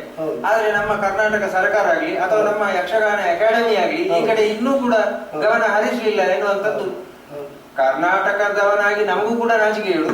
ಅಷ್ಟು ಮಾತ್ರ ಅಲ್ಲದೆ ಯಕ್ಷಗಾನದ ಒಂದು ಅಭಿಮಾನಿಯಾಗಿ ಕೂಡ ನಾನು ನಿಮ್ಗೆ ಮುಖ ತೋರಿಸಲಿಕ್ಕೆ ಅಭಿಮಾನಿಯಾಗಿ ನನಗೆ ಒಂದು ನಮೂನೆ ಆಗ್ತಾ ಉಂಟು. ಆಯ್ತಾ, ಇಷ್ಟು ಹೊತ್ತು ಬಹಳ ಒಂದು ಅಚ್ಚುಕಟ್ಟಾಗಿ ನಮ್ಮನ್ನು ಬಹಳ ಒಂದು ಅಚ್ಚುಕಟ್ಟಾಗಿ ನೋಡಿಕೊಂಡ್ರಿ ಕೂಡ ನಿಮಗೆ ನನ್ನ ಹಾಗೂ ಯಕ್ಷಗಾನದ ಅನಂತ ಅಭಿಮಾನಿಗಳ ಪರವಾಗಿ ಅನಂತ ಕೃತಜ್ಞತೆ. ನಮಸ್ಕಾರ. ಅಂದ್ರೆ ನಾನು ಯಕ್ಷಗಾನದಲ್ಲಿ ಗಳಿಸಿದ್ದು ಹೆಚ್ಚು ಯಾವುದು ಅಂತ ಹೇಳಿದ್ರೆ, ನಾನು ಯಕ್ಷಗಾನ ಕಲೆಗೆ ಬಂದು ನನಗೆ ಬಹಳಷ್ಟು ತೃಪ್ತಿ ಉಂಟು. ಆಮೇಲೆ ಈ ಸಂಸ್ಥೆಯಲ್ಲಿ ನಾವು ಒಂದು ತುಂಬಾ ನೆನಪಿಸಿಕೊಳ್ಬೇಕಾದ ಏನು ಅಂತ ಹೇಳಿದ್ರೆ, ನಮ್ಮ ಪೇಜ್ ಅವರ ವಿಶೇಷ ಪ್ರಶಸ್ತಿ ನಮ್ಮ ಈ ಯಕ್ಷಗಾನ ಕೇಂದ್ರಕ್ಕೆ ಬಂದಿದೆ. ಅದನ್ನು ನಾವು ನಿಮ್ಮಲ್ಲಿ ವಿಚಾರವನ್ನು ಹೇಳ್ತೇನೆ. ಆಮೇಲೆ ನನಗೂ ಹಾಗೆ ಏನಂತ ಹೇಳಿದ್ರೆ, ನಮ್ಮ ಮಕ್ಕಳ ತಂಡ ತಾಲೂಕು ಮಟ್ಟ, ಜಿಲ್ಲಾ ಮಟ್ಟ, ಆಮೇಲೆ ರಾಜ್ಯ ಪ್ರಶಸ್ತಿ ಪಡೆದ ತಂಡ ಉಂಟು ನಮ್ಮದು. ಅದನ್ನು ನಿಮ್ಮಲ್ಲಿ ಉಲ್ಲೇಖ ಮಾಡ್ತಾ ಇದ್ದೀನಿ. ಆಮೇಲೆ ಹಲವಾರು ಕಡೆಯಲ್ಲಿ ನನಗೆ ನಮ್ಮ ಅಭಿಮಾನಿಗಳು ನನಗೆ ಪ್ರಶಸ್ತಿಯನ್ನು ಆಮೇಲೆ ಸನ್ಮಾನವನ್ನು ಮಾಡಿದ್ದಾರೆ. ಹಾಗೆ ವಿಚಾರವನ್ನು ತಿಳಿಸಿ, ಆಮೇಲೆ ನಿಮ್ಮ ಹೆಸರನ್ನು ನಾನು ಕೇಳಿದ್ದೇನೆ. ಆಮೇಲೆ ಇವರ ಹೆಸರನ್ನು ನನಗೆ ಪರಿಚಯ ಇದೆ, ನಿಮ್ಮನ್ನು ಹೆಸರು ಕೇಳಿ ಗೊತ್ತು ಫೇಸ್ಬುಕ್ಕಿನಲ್ಲೆಲ್ಲ. ಹಾಗೆಂತ ನೀವು ಮೊನ್ನೆ ಫೋನ್ ಮಾಡಿದಾಗ ನನಗೆ ಬಹಳಷ್ಟು ಸಂತೋಷ ಆಯಿತು. ಯಾಕಂತ ಹೇಳಿದ್ರೆ ನಮ್ಮ ಈ ಯಕ್ಷಗಾನ ಕೇಂದ್ರವನ್ನು ನೀವು ಗುರುತಿಸಿಕೊಂಡಿದ್ದೀರಿ, ಮತ್ತು ರಾಮನರೇಶರು ಬಂದಿದ್ದಾರೆ, ನೀವು ಬಂದಿದ್ದೀರಿ, ರಂಗನಾಥರು. ಹಾಗಾದರೆ ನಮ್ಮ ಮೇಲೆ ಪ್ರೀತಿ ಇಟ್ಟು ಬಂದದ್ದಕ್ಕೆ ನಮ್ಮ ಸಂಸ್ಥೆಯ ಬಗ್ಗೆ ಹಾಗೂ ನಮ್ಮ ಶಿಷ್ಯರ ಬಗ್ಗೆ ಹಾಗೂ ಕಲಾಸಕ್ತರ ಬಗ್ಗೆ ನಿಮಗೆ ನಾನು ಧನ್ಯವಾದವನ್ನು ಸಮರ್ಪಿಸ್ತಾ ಇದ್ದೇನೆ. ನಿಮ್ಮ ಈ ಸಂದರ್ಶನಗಳು ಇನ್ನು ಮುಂದೆ ಕೂಡ ಬೇರೆ ಬೇರೆ ಕಲಾವಿದರನ್ನು ಮಾಡಿ ಉತ್ತಮವಾಗಿ ಹೆಸರನ್ನು ಪಡೆಯಲಿ ಅಂತ ನಾನು ನಮ್ಮ ಮಹಾಶಾರದೆ ಅಮ್ಮನವರಲ್ಲಿ ಪ್ರಾರ್ಥಿಸ್ತಾ ನಿಮಗೆ ನಾನು ಧನ್ಯವಾದ ಕೊಡ್ತಾ ಇದ್ದೇನೆ. ನಮಸ್ಕಾರ.